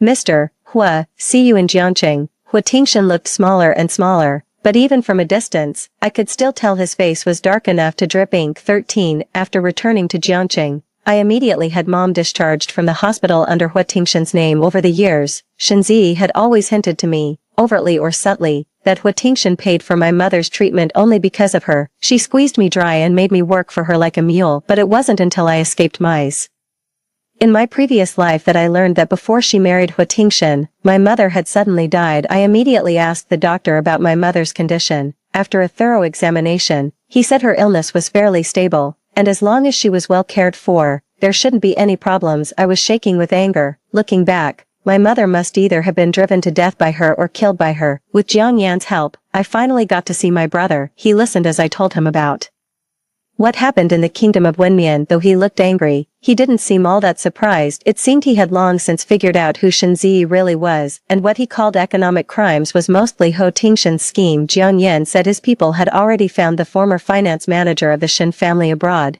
and that my brother's case would soon take a turn for the better. After returning home, Jiang Yan didn't waste any time. He made the tough call to shut down the research center, personally escorted his brother-in-law to turn himself in, and comforted the victims' families. He quickly put out all the fires. Since the research center had always operated in secrecy, the public didn't know it was tied to the Jiang group, and the matter was ultimately resolved smoothly a year later. My brother was finally released. Jiang Yan restarted the project and let my brother invest with his technical expertise. The following year, once the product launched, it quickly took the market by storm, and Jiang Group's revenue doubled several times. The company was running smoothly, and within 2 years it had already left the Hui Group in the dust. Meanwhile, Hu Tingshan, who had been waiting for the patent, suffered the biggest setback of his life. The dozen or so companies he had acquired at great expense back then had gone straight down the drain. His business legend shattered, market value shrank, the capital chain broke, and the company was on the brink of collapse. 5 years later, on my way to the company, I was stopped by a deranged woman blocking my car. Only after getting out of the car did I realize it was Shen Ziyi, who had been missing for a long time. Shen Jiwen, you're this rich now. Why didn't you pay to get me out? She was skin and bones, with hollow eyes, as if she didn't have much time left. Didn't Hu Tingshan save you? To be honest, I was pretty surprised. In the past 5 years, I never saw her in Jiangqing. I thought Hu Tingshan was too ashamed to bring her back, so he kept her hidden away. I never expected her to have been at Mize all along. Looking up at the sky, I slowly remembered, oh, this year Huogua took part in the Burma-Vietnam Civil War, and many fellow countrymen were rescued. Shen Ziyi had also escaped in the chaos, just like I did in my previous life. I'd lost my innocence. Why would he save me? Shen Ziyi roared at me. It's all your fault. You made him think I was worthless. After you left, he hated me for lying to him and actually sold me back to Mize for the same price. I looked at her without a trace of concern. Shen Ziyi, isn't all of this just the mess you made yourself? What did I do wrong? She said with conviction. I just didn't want to end up like the original owner and be threatened by his family. I had to suffer through all kinds of hardship, endure his torment, for him to feel sorry for me. I'd rather not have that kind of love. I'm an actress. I'll never let anyone coerce me. I'm going to rewrite my life. I'm going to live without fear. I want him to look up to me, she argued back loudly, staring at me as if she wouldn't back down. You don't understand my side of the story at all. I'm a Grand Slam Best Actress. I've won countless awards. You should be supporting me and understanding me. If you save me, I'll be Mrs. What today? Didn't you witness my success? This is all because of you. You ruined me. I looked at her madness with a cold stare. What hardship are you talking about? You're just used to everyone fawning over you all the way, making sacrifices just to make you happy. Someone who can't even empathize with the most basic human bonds and family ties still hopes others will think highly of them. How ignorant and ridiculous. Shen Ziyi staggered, her face drained of all color. The driver glanced at his watch and urged, Mr. Shen, the Hui Group acquisition deal is about to start. Let's go up as soon as possible. The assistant added, exactly, they've already sold off all their assets and still can't cover the losses. Hu Tingshan will definitely sign it, acquire the Hui Group. How could this be? Shen Ziyi clutched her hair with both hands, her face full of panic. Suddenly, someone screamed, and the driver and assistant hurried to shield me as they backed away. When I came to my senses, I only heard a loud bang. A figure slammed onto my car's hood, blood splattering everywhere, then rolled and rolled onto the ground. It landed right by Shen Ziyi's feet. The blood instantly spread into a pool. Shen Ziyi's eyes flew wide open, locking eyes with the dead man. The crowd swarmed over, and after someone recognized the victim, they cried out, oh my god, it's Hu Tingshan. Shen Ziyi's eyes rolled back. She suddenly coughed up a mouthful of blood, and her whole body fell straight backward, dead on the spot. Seriously, he jumped, and scared someone to death too. The crowd was buzzing with talk. Seeing the two of them end up like this, I thought of my father. I also thought of myself, who once died in despair beneath an overpass. The two of them, who had treated our family as part of their love story, finally got the karma they deserved. Fate has a funny way of working things out. The day Shen Ziyi escaped Mize and came looking for me to confront me, she unexpectedly ran into Hu Tingshan right as he went bankrupt and jumped to his death. In a way, wasn't this fate's gift to me? The end. Story 2. Since kindergarten, Jiangsu and I have never been apart for more than 3 days.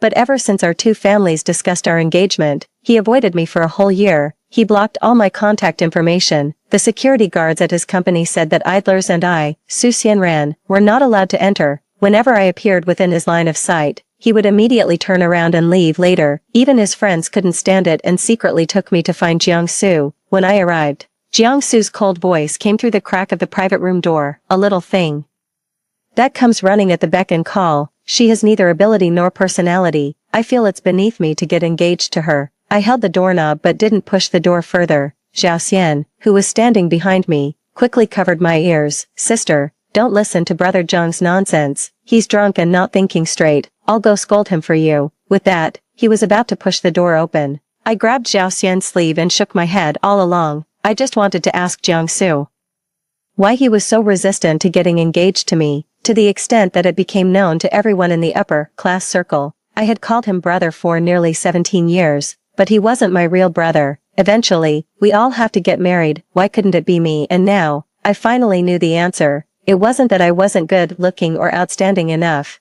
It was that he had always regarded me as a little pet raised since childhood, for amusement, to kill time, or maybe just to have something nice to look at by his side. Zhao Xian wiped my tears with a handkerchief while muttering, "Qin Yuanliang and the others are just blabbering, none of them are reliable." "It's okay, Brother Zhao." I took a deep breath. "Can you take me back? I don't want to look for him anymore." "Okay, sigh." Just as we were about to turn around and leave, the door of the private room opened from the inside. We were stunned and stared at Qin Yuanliang. Who had opened the door? Qin Yuanliang didn't know the situation and pulled my arm to enter. This drinking party was originally an opportunity for everyone to persuade Jiangsu to make up with me. Qin Yuanliang pulled me to sit opposite Jiangsu. "Brother Jiang, even if it's to resist your family, you can't treat Xiaoran like this. Xiaoran is a girl we've watched grow up. Talk to her properly. Don't be sharp-tongued and cause misunderstandings." Jiangsu didn't look up since I entered the room, but the back of his hand, which was holding the cup, had bulging veins. Zhao Xian followed in and winked at Qin Yuanliang, shaking his head. Before Zhao Xian could pull me up, Jiangsu finally spoke. "Su Xianran, why can't you listen to me? Didn't I say before that we should avoid meeting until my grandpa and parents change their minds? Why are you so headstrong?" I lowered my head, not knowing what to say. The atmosphere in the private room froze. The last time Jiangsu was this angry was when a senior who had a good relationship with him confessed to me.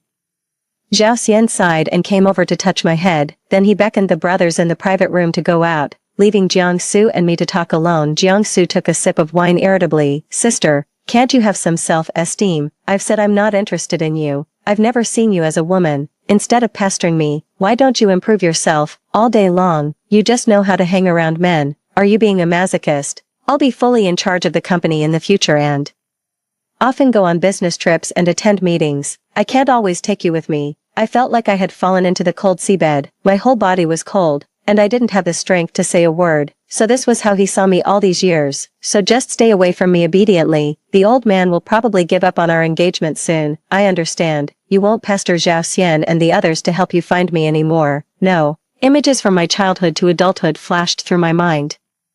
Like a revolving lantern, I used to regard these memories as my most precious treasures. Now, I felt so ridiculous. I had ignored Jiangsu's increasingly impatient attitude towards me since high school. I had ignored his undisguised disgust for my clothes and appearance. I had ignored his subconscious words after learning that his senior confessed to me. How could anyone like her? I looked up at Jiangsu seriously. "Jiangsu, brother, I'm really grateful that you saved me when I was a child.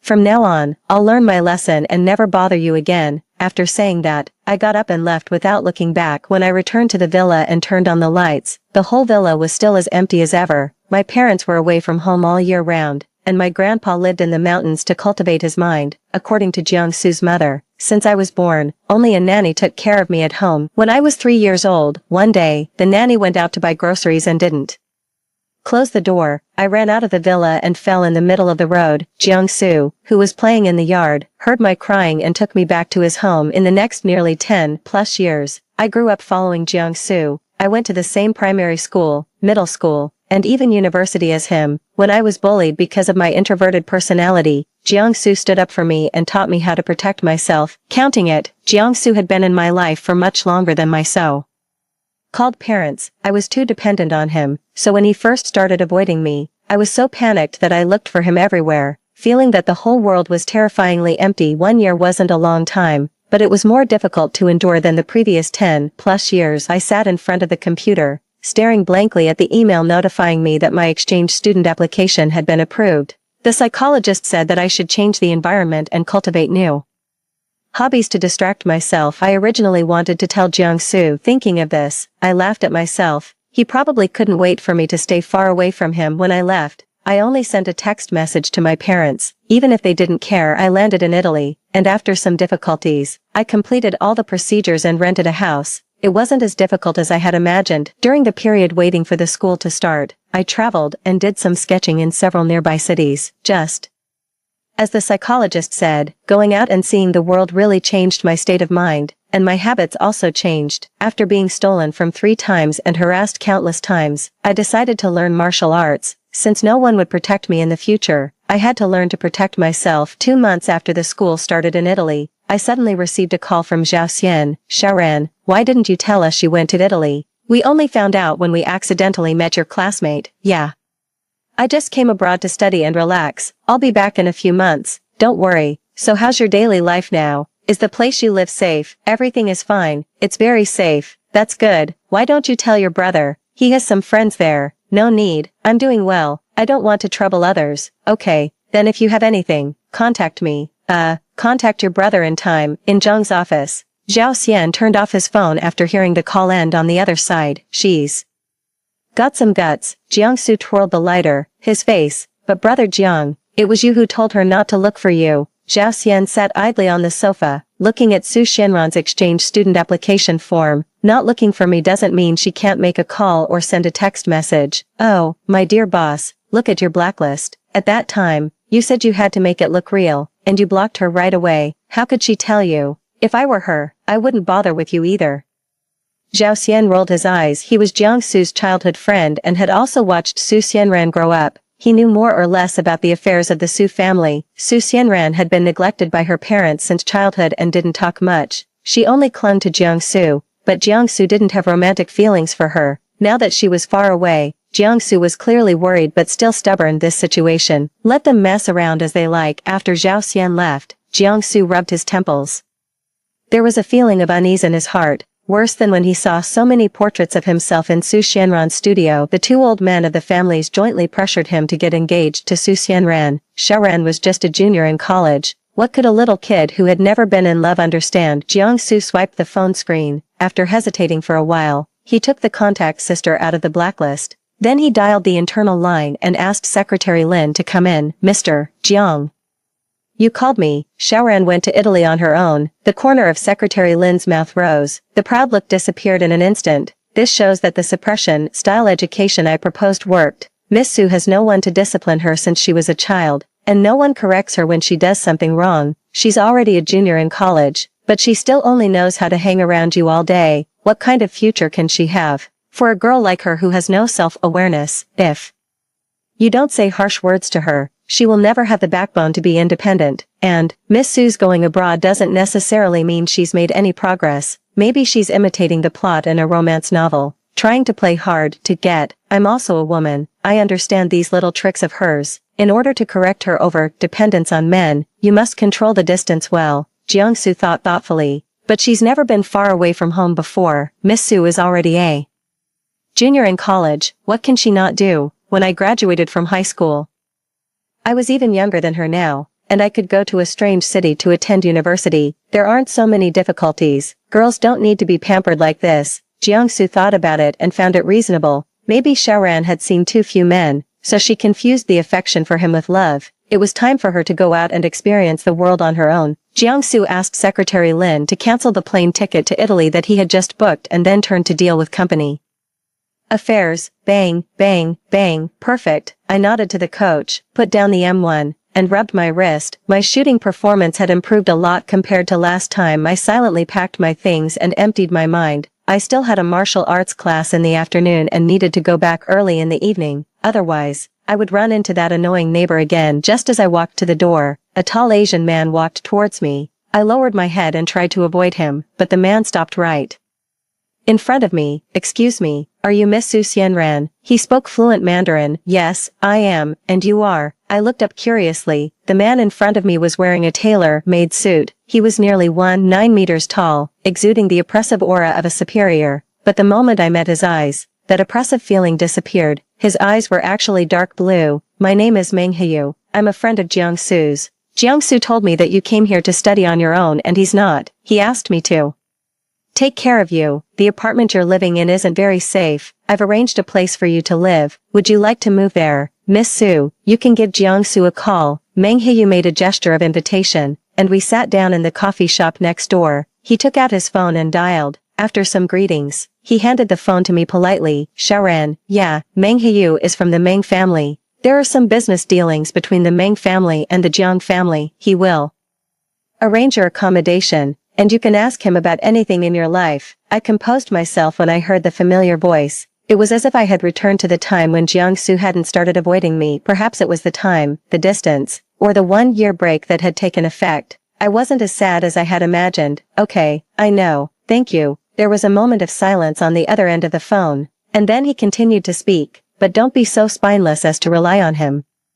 Learn to be independent and make some progress, understand? Got it. After hanging up, I handed the phone back to Meng Hyu with both hands. Then I obediently followed him into the car. Since he was a business partner, Jiangsu must have promised Meng Hyu some benefits. For my own safety abroad, I wouldn't be stubborn and not follow the arrangements. In the car, Meng Hyu directly called someone to pack my luggage. Then he took me to have a Chinese meal. An hour later, the driver drove the car into a manor. Miss Su, please, thank you, Mr. Meng. When I got out of the car, I saw the butler and several maids waiting. Meng Hyu motioned for me to follow him in. You don't have to call me Mr. You were 7 years old when I went abroad, and we met several times at the Jiang family. I looked up at the man in confusion. At that time, you were playing hide and seek with Jiangsu and bumped into my leg. Then you sat down on the ground and started crying. Meng Hyu recalled that he had a deep impression of Su Xianran at that time when he went to the Jiang family with his father. As soon as he entered the door, a small white ball bumped into him. For a child of that age, if they were hurt, they would usually cry loudly, but little Su Xianran just touched her nose, sat on the ground blankly, and blinked her eyes, shedding tears before he could comfort her. The little cotton ball wiped her tears by herself. She muttered to herself, Shaoran doesn't hurt, be good. Then she stood up and ran away. Combined with the information his assistant gave him this morning, probably no one comforted her when she was in pain. Jiangsu was just a 9-year-old kid at that time, and the Jiang family couple didn't have time to take care of this neighbor's child. Meng Hyu thought at that time that if no one wanted this child, he might as well take her abroad and raise her. He didn't expect that more than 10 years had passed, and now he had fulfilled his childhood thought. Unconsciously, we walked to the second floor. In a room with an open door on the right-hand side of the stairs, a man and 2 or 3 maids were packing my luggage. The man came out and greeted us when he saw us. Mr. Meng, Miss Su, Mr. Meng, I thought we were going to the flat in the south. Why did it change to your manor? Hearing this, I also looked up at Meng Hyu. The tall man touched the tip of his nose. Oh, my cousin is coming to live there recently, so I can only settle Miss Su here for now. Oh, okay. The days that followed were very peaceful. Meng Hyu even set aside a small art studio for me in the study on the 3rd floor. When I didn't have classes, I would paint in the studio. Meng Hyu often sat in the study to deal with work. Sometimes he would sit beside me and watch me paint, jokingly saying that he wanted to collect the works of a future master. After learning that I was learning shooting and martial arts, he volunteered to be my coach. Seeing that my clothes were all in a simple sporty style, he also asked high-end luxury brands to send over a bunch of well-matched clothes. He had a good eye. I never knew that I could dress so beautifully. I thought my life would always be this peaceful, until one day, I noticed a different atmosphere in the manor. The butler knocked on my door. Miss Su, the manor is going to have a major cleaning. You need to stay in a hotel for a few days to a week. The driver and maids will go with you, so it won't affect your living habits. I scratched the doorframe with my fingertips. After hesitating for a moment, I couldn't help but ask, is Brother Meng also staying in the hotel? In this situation, my heart sank. I felt a sense of déjà vu for some reason. Was Meng Hyu also tired of me, even though I had only lived here for 3 months? Sir, he's going on a business trip. He will come back to pick you up in person when he returns. I clenched my hands tightly, suppressing the bitterness in my heart, and replied, okay, when shall we leave? We can leave now. I said I would change my clothes and then closed the door. I laughed at myself. It's nothing. It's not the first time. Recalling the 3-month relationship with Meng Hyu, sometimes I had the illusion that I had met someone like me. Some compulsive little actions, combined with his interpretation of my paintings. Forget it. I don't want to think about it. Maybe he was really busy. I carried a school bag and went downstairs. Most of the maids in the manor had left. Only the butler and the driver were waiting at the door. I suddenly had a wild thought. Could it be that Meng Hyu went bankrupt? I couldn't help but find some humor in my bitterness, but then I choked on my own saliva. I made a gesture to the butler and then turned around and ran to the kitchen to get some water. I'm still not very familiar with this matter. It's not too big, but it's not small either. After drinking water, I passed by a half-open room. There was a faint sound of glass breaking coming from that room. Didn't they say everyone had left? Could it be a pet cat or dog that Meng Heyu raised? It couldn't be a person. Curiosity killed the cat. I went back to the kitchen and picked up a knife. Then I pushed open the half-open door. Behind the door was actually a staircase going down. Was this a basement? The lights beside the stairs were on, and there were all kinds of beautiful murals on the wall. I held my phone in one hand and the knife in the other, and slowly walked down. There was another door downstairs, which was very delicate. I thought about stopping there. What if there was danger? Just as I was about to leave, I heard a familiar voice. Although it was just a muffled groan, I recognized it. It was Meng Heyu's voice. I turned around and opened the door. Sitting slumped on the ground was really him. There were fragments of a wine bottle on the ground. Meng Heyu was clutching a piece of glass in his right hand. His left hand was bloody and mangled from punching the wall. I was torn between closing the door and running away and being kind-hearted and going in. In the end, I chose to lean against the door and call him. I was cowardly, but not completely. Meng Heyu, brother Meng, are you okay? Meng Heyu's body sitting on the ground suddenly stiffened, his muscles tensing. It was as if he didn't expect anyone to talk to him. He turned his head and looked at me at the door. Shaoran, how did you find this place? Didn't the butler take you away? Meng Heyu forced a gentle smile as usual. If you ignored his trembling left hand, I hesitated for a few minutes and regretted calling him a bit. Then I'll leave first. I won't disturb you. Don't forget to deal with the injury on your hand. Just as I was about to close the door, I vaguely heard the man's soft plea. Don't go. I won't hurt you. Don't be afraid. I just had a nightmare and couldn't sleep. I'm a little scared. Shaoran, can you stay with me for a while? I left the basement and saw the butler still at the door. Miss Su, what do you plan to do? I'll take care of him. Brother Meng should have called you just now. Sigh. Okay, Miss Su. Mr. Meng doesn't have any terrible problems. It's just that it's almost the anniversary of his mother's death. Sir, he has some psychological shadows. Okay. I took the first aid kit and went back to the basement. I helped him to the bed in the basement and bandaged his wound. Don't you want to ask? No. But if you want to talk, I can listen. There's nothing much. Okay. Since Meng Heyu couldn't sleep, I read books with him. Anyway, I'm used to insomnia. Sometimes we would watch movies on the tablet together until 3 days later, Meng Heyu returned to his normal self and pulled me out of the basement. The maids and the butler in the manor acted as if nothing had happened. However, there was some subtle change in the relationship between Meng Heyu and me. Shaoran, can you do me a favor? I had just finished my final term work in the art studio on the third floor. When I turned around, I saw Meng Heyu sitting beside me with a smile on his lips. Sure. Meng Heyu raised his eyebrows. I haven't said what the favor is yet. With brother Meng's wealth and status, I can't help you get anything. I have almost no social connections, so it's not about asking me to introduce you to any contacts. Then the only thing useful about me is probably myself, painting. Or do you want me to accompany you to some occasion? I shrugged. Most likely, he wanted me to be his female companion at an event. You're so smart. I want to invite you to the dinner party of my aunt, Lady Guardi. My aunt likes to introduce me to the noble ladies she knows. Every time it's hard for me to get away from her. In previous years, I didn't have any close relationship ladies around me. Now that you're here, it's just right. I readily agreed, although I didn't have anyone to discipline me since I was a child. I didn't lack money and material things, so I had learned everything I should learn by myself. That morning, Meng Heyu personally put the dress in my room. It was a high-end custom-made dress by Marchesa. The dress was in a dreamy pink color. The design of the skirt was complicated. Multiple layers of tulle were stacked to form a fluffy skirt. The upper body was decorated with flowers. It was both elegant and very cute. After changing, the stylist did my makeup and hair according to the dress. I held the hem of the skirt and stood on the second floor. Meng Heyu heard the sound and looked up from the sofa. When he saw me, his dark blue eyes widened, showing his amazement without any concealment. Then he quickly walked upstairs. He stopped on the step one level lower than me, performed a gentleman's bow, and then stretched out his hand. Dear princess, would you like to attend the dinner party with me? I couldn't help laughing. It was really childish. I put my hand in his palm.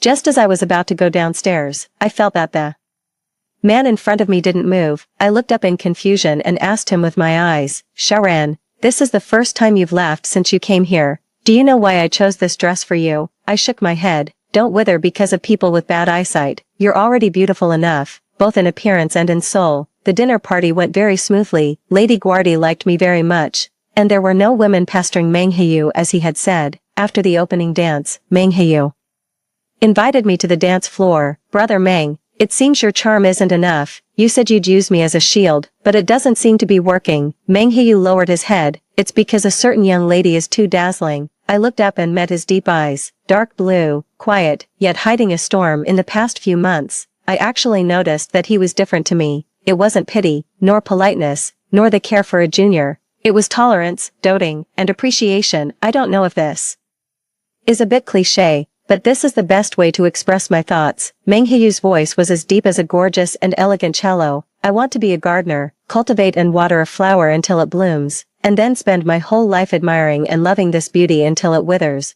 I felt the hand around my waist suddenly tighten, and I was pushed into the man's arms. Sorry, I'm a bit out of control. Mang Hyu said sorry, but the strength of his arm around me didn't relax at all. Mr. Mang, did you go abroad before you learn Chinese well? This confession is really old-fashioned, I complained, but I understood what he meant. When the dance ended, I broke free from his embrace, but Mang Hyu didn't play by the rules. I had just walked 2 steps when he grabbed my arm and directly picked me up in his arms. Everyone around gasped. He carried me all the way out of Lady Guardy's manor, walked straight to the door, got into the car, and told the driver to leave. We didn't talk all the way. After returning to Mang Hyu's manor, he carried me out again. His actions were gentle but irresistible. He walked through the front hall and stopped in the middle of the garden before putting me down. Su Xianran, you didn't reject me. Mang Hyu finally tore off his gentle disguise. A man who had built a business empire abroad couldn't be just an extremely gentle knight. What do you like about me? I stared into his eyes. Everything. The first time I saw you at the shooting club, I watched you outside for a long time. You looked so fragile that you could be crushed with one hand, but you were so fierce and attractive. You lack love, are inferior, and don't trust anyone, but you can paint pictures with such a clean artistic conception. Everything about you hits my aesthetic point. The nanny who fed you sleeping pills and often beat and scolded you when you were a child became a vegetable because of a fall. The girls around Jiangsu who spoke ill of you received anonymous threats. The neighbor downstairs of the apartment in Italy who always molested you was put in a garbage bag by you and kicked in the crotch. You're clearly a little leopard, but you've disguised yourself as a little white rabbit without any sense of disharmony. I slapped his hand that was touching my face away. TSK, this infatuated look really looks like a pervert. So, I looked at this big bad wolf showing his fangs. You stayed with me in the basement for 3 days. At that time, I thought, how nice it would be if you could always be by my side. Mang Hyu's hand stroked my side face, then slowly moved down and pinched my neck, exerting a little force. It was as if my life was in his hands, dominant and paranoid. Be my other half. I can be your family, your friend, your lover, any relationship you want, and let you have all my love, and I completely belong to you, my wealth, my relatives, my body, my soul, my life. At this moment, time seemed to stand still. I was lured by the words all my love. I heard my own voice, okay.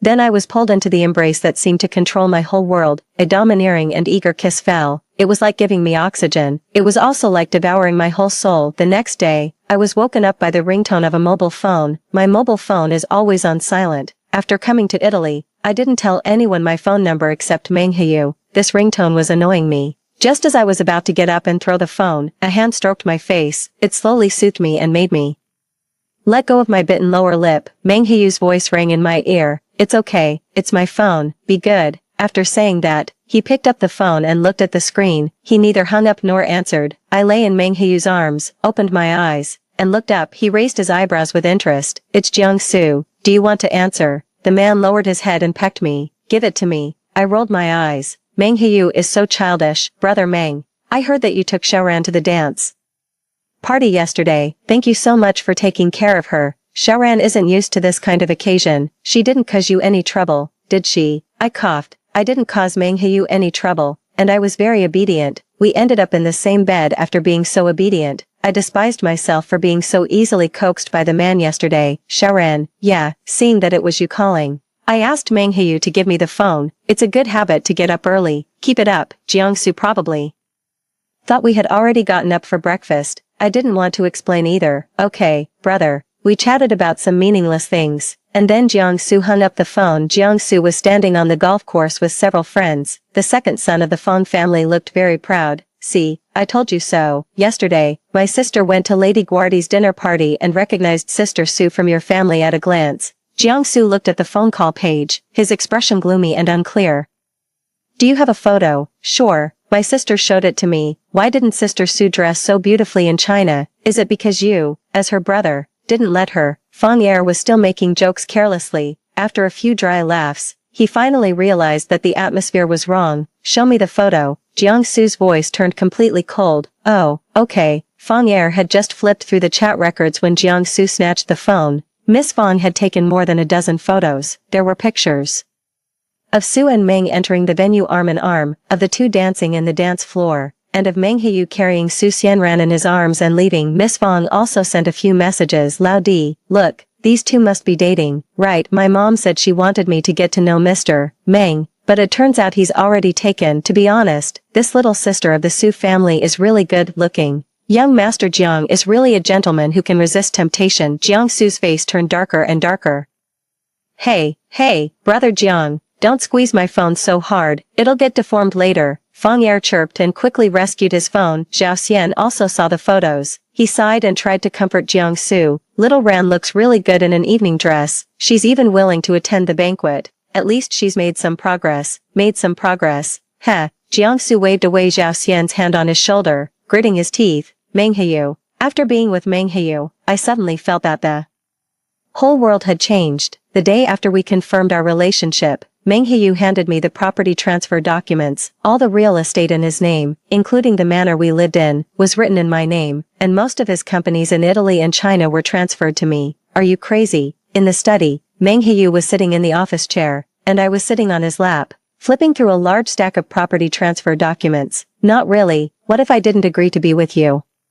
We're not married yet. What if I run away with the money? I widened my eyes and turned to look at the man who was smiling dotingly. Yes, I'm crazy. A big crazy person matches a little crazy person. We're a perfect match. And, baby, you look so cute when you're surprised, like a little cat. Let me think about what else to give you. I quickly covered the man's mouth. A man in love is so cheesy. Well, since I chose this man, I have to spoil him. Shaoran, this will be our home from now on. Meng Heyu buried his head in my neck. I looked at the sunlight pouring into the study, and there was a sweet smell in the air. I took a deep breath, inhaling this smell into my chest. Okay, I had never been this happy before. We have a home, just as we were the happiness of our two-person world. The ringtone of my phone rang. Ever since Meng Heyu found out that I had ringtone phobia last time, he had changed all my ringtones to the songs he hummed. To be honest, Meng Heyu's voice was very soothing to me. I picked up the phone and found it was a WeChat call. The caller was Mother. It's okay, answer it. Meng Heyu kissed my ear from behind. I composed myself and answered the call. Su Xianran, when are you coming back to China? In 5 months. Old Master Jiang is having a birthday party next week. You go back and attend it. Okay. Did you have a falling out with Jiangsu? No. Then why did he call me? Don't bother me with such unimportant things in the future. Okay. I stared blankly at the hung up phone. Meng Heyu. I don't seem to be sad anymore, and I don't even want to know why she hates me. Meng Heyu turned me to face him. He stroked my hair and then kissed my forehead. Good girl. I touched my forehead. Tears couldn't help streaming down. I plunged into the man's arms and cried my heart out. Cry. It'll be better after crying. You won't have to be wronged anymore. Meng Heyu and I came back the day before Grandpa Zhang's birthday. I took him to the Su family's villa. After Meng Heyu saw the paintings in my studio, he was jealous all night. I promised to paint more for him before he was appeased. When I walked into the banquet hall arm in arm with Meng Heyu, there were already a lot of people. Before seeing the Jiang family, Meng Heyu was surrounded by a group of people for greetings. I secretly slipped out of the encirclement and found a quiet corner to eat a small cake. Miss Su, I looked up, and the person coming was Secretary Lin in a white strapless dress. She was one of the women I hated the most. Secretary Lin seemed not to notice me rolling my eyes at her and sat down beside me. Miss Su is actually back. I thought you really had the backbone to stop pestering a Su. A girl should have some self-esteem. Don't be like a piece of chewing gum sticking to the Jiang family. You don't even know how much Mrs. Jiang hates you, a wild girl with no one to raise her. The proposal of engagement was just to give old Master Su face. You're just a plaything. I'm the woman who is qualified to stand by President Zhang's side. With that seductive look, you must be dreaming of being President Zhang's little wife, right? I looked at the small cake in my hand. I didn't have an appetite to eat anymore. Secretary Lin knew that I had serious mental problems. She had provoked me with her insincere words before. I used to be extremely insecure because of Jiangsu's estrangement. So her provocations were always successful. This time, her true colors finally showed. I felt disgusted and wanted to hit her. But I couldn't ruin Grandpa John's birthday party. I got up and planned to stay away from her. I might as well just ignore her like the barking of a dog. But she suddenly grabbed my wrist and pushed me. Ouch. The red wine in her hand spilled onto her dress. Miss Sue, I have no improper thoughts about President Jiang. You don't have to be hostile to every woman around President Jiang. Secretary Lin raised her voice, attracting the attention of most people in the hall. I felt something and looked back. Sure enough, Jiangsu was helping Grandpa Jiang out of the room, followed by Mrs. Jiang. Su Xianran, what are you up to again? Jiangsu frowned, glanced at Secretary Lin's dress, and questioned me. Mrs. Jiang also said disapprovingly, Xiaoran, today is your Grandpa John's birthday. You're not even Jiangsu's fiancé yet. You can't act so recklessly. What did I teach you before? Jealousy regardless of the occasion is so petty. Grandpa Jiang also frowned and knocked his cane heavily a few times. Girl Sue, you go back and reflect on your behavior. I have to discipline you on behalf of your grandpa. What's going on here? Are they acting out a drama for me? The plot is so cliched that even some mindless short dramas wouldn't bother to film it. I was shocked by the words of these people. Xiaoran. Meng Heyu ran over from the other side of the hall the first time. The man frowned, his face frighteningly dark. I quickly took his hand and shook it. It's okay, I can handle it myself. Secretary Lin walked to Jiangsu's back looking aggrieved. Mrs. Jiang took her hand and patted it to comfort her. People really laugh when they're speechless. I ignored their accusations against me. Calmly, I took out the voice recorder from my handbag, turned it on, and turned up the volume to the maximum. You don't even know how much Mrs. Jiang hates you, a wild girl with no one to raise her. I'm the woman who is qualified to stand by President Jiang's side. With that seductive look, don't pretend to be innocent here. Believe it or not, this glass of wine can get you out of here in an instant. The banquet hall was so quiet that you could hear a pin drop. The expressions of the people watching the show around changed from curiosity to contempt. The faces of the Jiang family members were as colorful as a palette, and Secretary Lin's face turned deathly pale, and she slowly let go of Mrs. Jiang's arm. Pfft. I don't know which lady laughed. The people around started whispering. Who said the Jiang family dotes on the daughter of the Su family? They must have bullied this child many times with such harsh words. Didn't they say it was the Jiang family who first proposed the engagement? Maybe they think Miss Su's family background is good and she's easy to manipulate. Indeed, the Su family is at least a family of scholars. They're bullying her so blatantly, probably relying on the fact that her parents are away doing archaeological research all year round. But this little girl is really good looking and smart. Don't say that. I kind of want to take her as my daughter-in-law. I put on a fake professional smile and turned off the voice recorder. Joke. I've been bullied since I was a child, so my sense of prevention is at its maximum. A voice recorder is a daily essential. Oh, by the way, to record Grandpa John's birthday, I also brought a mini camera. I took off the brooch pin to my dress. Do you want to watch the video? I tilted my head and blinked. Cough. It's all a misunderstanding. Jiangsu, what's going on with this secretary you brought? Is she here to ruin my birthday party? Old Master Jiang waved his cane and hit Jiangsu's leg. Mrs. Jiang came over and took my hand. Oh, it's my fault. I was too hasty. I was afraid Xiaoran had picked up some bad habits outside. Auntie here has long regarded you as her own daughter. I was afraid you'd make mistakes. It's because I care too much. I nodded perfunctorily and subtly pulled my hand out.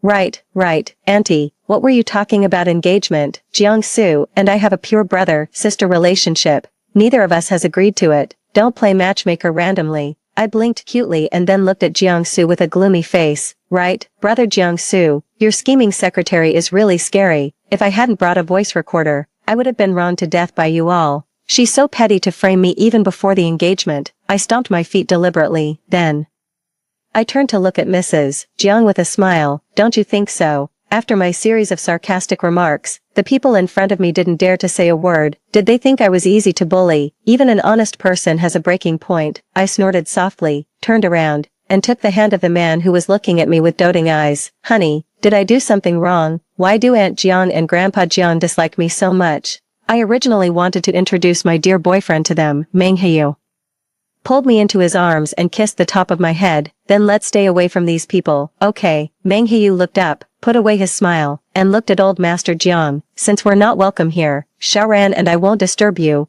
Old Master Jiang, on your birthday, goodbye. Without waiting for the Jiang family to answer, he put his arm around me and walked out. Xiaoran, wait a minute, Jiang Su finally spoke up, trying to stop me, but Meng Heyu and I looked at each other and smiled.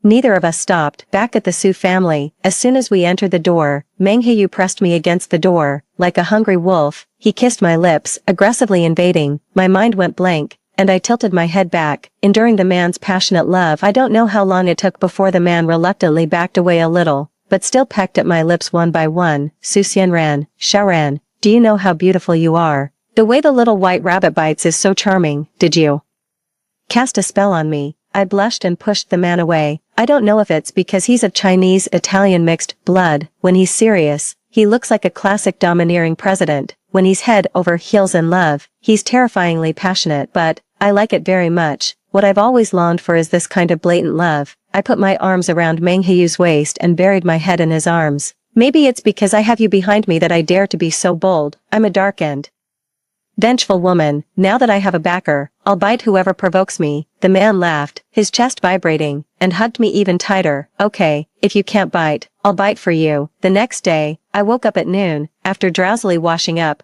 I went downstairs and saw Meng Heyu cooking in the kitchen with an apron on. I watched the man skillfully cooking and cutting vegetables, and then hugged his waist from behind. Did you sleep well? Yeah. Okay, we'll have a meal right away. Just as I was about to peek at what dishes he was cooking, the doorbell rang. I ran from the kitchen to the door to open it. To my surprise, it was Jiang Su. I gently closed the door and turned around to face him. About what happened yesterday. I'm sorry. Jiang Su's voice was hoarse. Looking closely, there were dark circles under his eyes. Oh, I wasn't going to say it was okay. Here, I'd like to quote a famous saying. If an apology could solve everything, what would the police be for? Is there anything else? I wanted to go back and have my brunch. Did you do that with Meng Heyu yesterday to make me angry? The conflicts between us should not involve outsiders. Besides, Brother Meng is very busy every day. Don't always trouble him. It wasn't to make you angry. Meng Heyu is my boyfriend, not an outsider. He's my lover. I looked into his eyes and explained seriously. Jiang Su was stunned, then his eyes widened in disbelief.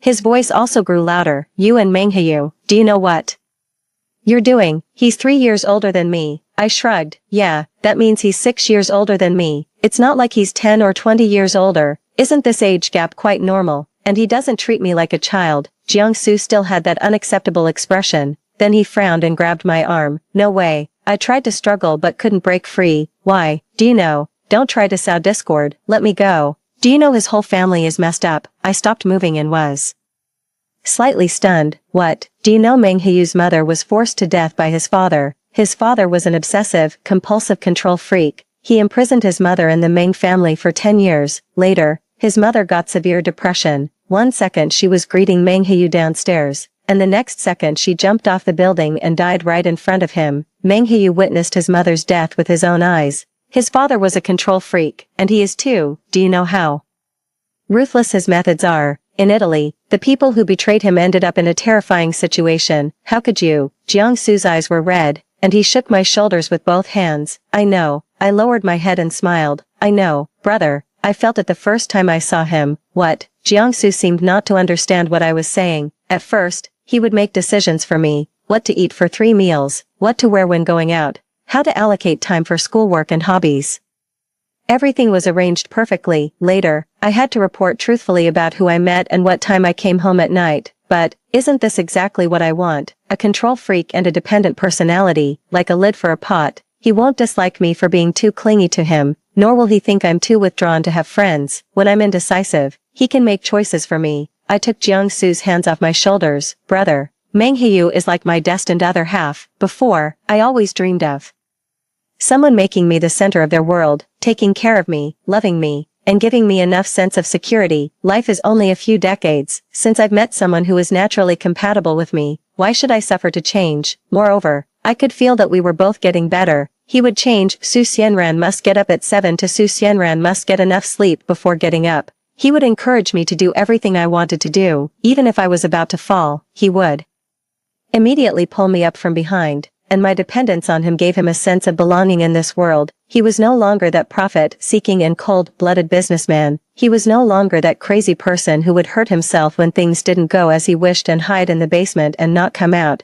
We were each other's home. Thinking of this, I really wanted to go back to the room and give Meng Hyu a hug right now. Brother, I used to be too clingy to you and caused you a lot of trouble. When you misunderstood me, I was also angry and sad. But still, I'm grateful for your care for me since I was a child. After watching Jiangsu leave, I immediately opened the door. Meng Hyu was standing less than 10 steps away from the door, looking down at his phone. When he heard me come back after opening the door, he immediately smiled and opened his arms. Meng Hyu, I smiled and threw myself into his arms. What are you cooking? It smells so good. Shredded pork with green peppers. The man picked me up and walked towards the dining room. You were diagnosed with anemia during the last physical examination, so our little Ran needs to supplement iron. But I don't like green peppers. No way, you have to eat at least one bite. I cut the green peppers very finely and cooked them very soft. You won't be able to tell when you mix them with rice. Okay, I'll just eat a little. Good girl. We didn't rush back to Italy, since we were already in China. We decided to travel around on the private racetrack in Haicheng. A black and a red sports car were neck and speed. The wheels were spinning at high speed, and the roar of the engines resounded throughout the track. In the end, the black car was slightly better, crossing the finish line 1 second faster than the red car. After parking, a man and a woman got out of the driver's seats of the two cars. I won. Meng Hyu leaned against the car door and hooked his finger at the racer of the red sports car. I threw myself into his arms and bit his exposed neck. I could taste the saltiness of his sweat. The adrenaline was still surging, making me excited. We kissed passionately. Next time we'll fight again. I will definitely beat you. I was lucky to win this time. I'll have to work harder in the future. The opponent is really too strong. Okay. We also participated in several auctions. Meng Hyu was obsessed with the items he wanted. And then I would raise the sign to bid and buy them for him, although it was all his money, in the private room of the bar. Brother Jiang, drink less. You're almost getting alcohol poisoning. Zhao Xian snatched the wine bottle from Jiangsu's hand. He tried to wake up the drunk man. Why, what? Zhao Xian put his ear close to Jiangsu's mouth. Why doesn't Xiaoran look for her brother anymore? She hasn't pestered me to watch movies, read books, or paint with her for a long time. None of those women are as beautiful and obedient as Xiaoran. Secretary Lin. Yes, it's Secretary Lin. I've already fired her. She deliberately sowed discord, making my little Xiaoran sad and run abroad. Xiaoran, Su Xianran, I regret it. Jiangsu covered his face with his hands, and tears seeped out from between his fingers. Zhao Xian lit a cigarette irritably. As Jiangsu's best friend, he had always thought that Jiangsu's feelings for Xiaoran were definitely more than just brother-sister affection, but at that time, even if he had pointed it out, Jiangsu wouldn't have believed it, so he tried his best to stop Jiangsu from hurting Xiaoran. Now, this was the result of Jiangsu's own doing. People only realize how precious the things they once thought were the most ordinary and common are when they lose them. **** extra chapter ***. In the early morning, Meng Hyu looked at his wife in his arms obsessively. 7 years after getting married, Xiaoran had become more and more charming. They explored new fields together, got into the same university to enjoy college life, and had a romantic campus love. After graduation, they traveled and did charity work. They wrote down the stories of their journey. They had been resting in the manor for 3 months, and next month they decided to go to Antarctica. During this period, they needed to prepare a lot of things. He enjoyed it. Over the years, Xiaoran had completely cut off contact with her parents and the Su family. It was said that the Su family couple had divorced and each had a new family. As for why her parents never loved her, Meng Hyu thought that in Xiaoran's heart, it might not matter anymore. Even if she knew the reason, it wouldn't change the situation, and it would only add to her troubles. As for Jiangsu, his story was more complicated. Even now, it was still a mess. He married Lin Shidi, the former secretary Lin. Unbelievable. It was really unbelievable. Back then, Lin Shidi drugged Jiangsu when he was drunk, then she ran to the countryside. She gave birth to a boy and raised him until he was 5 years old before bringing the child back to the Jiang family. Under the pressure of old Master Jiang and the Jiang family couple, the two got married. It was just a marriage in name only. After marriage, Lin Shidi had been using the Jiang family's money to support her natal family. Later, the Jiang family found out that Lin Shidi actually had 3 younger brothers. Relying on being the brother-in-law of President Jiang, they made a mess of the Jiang corporation. But by then, it was too late for the Jiang family couple to regret. It was said that they were currently in the middle of a divorce. Lin Shidi was making exorbitant demands, vowing to tear off half of the Jiang Corporation. Mrs. Jiang somehow got Sharon's new phone number, but it was Meng Heyu who answered. He had Sharon's authorized social agency rights. No one was allowed to affect their life. Thinking of this, Meng Heyu looked at the time. It was almost time for Shaoran to get up. Today they were going out for breakfast. He would match clothes for Shaoran later. It was the season when wisteria flowers were blooming outside, so they would wear a set of purple couple outfits today. Meng Heyu lowered his head and kissed Shaoran on the forehead. Good morning for the new day.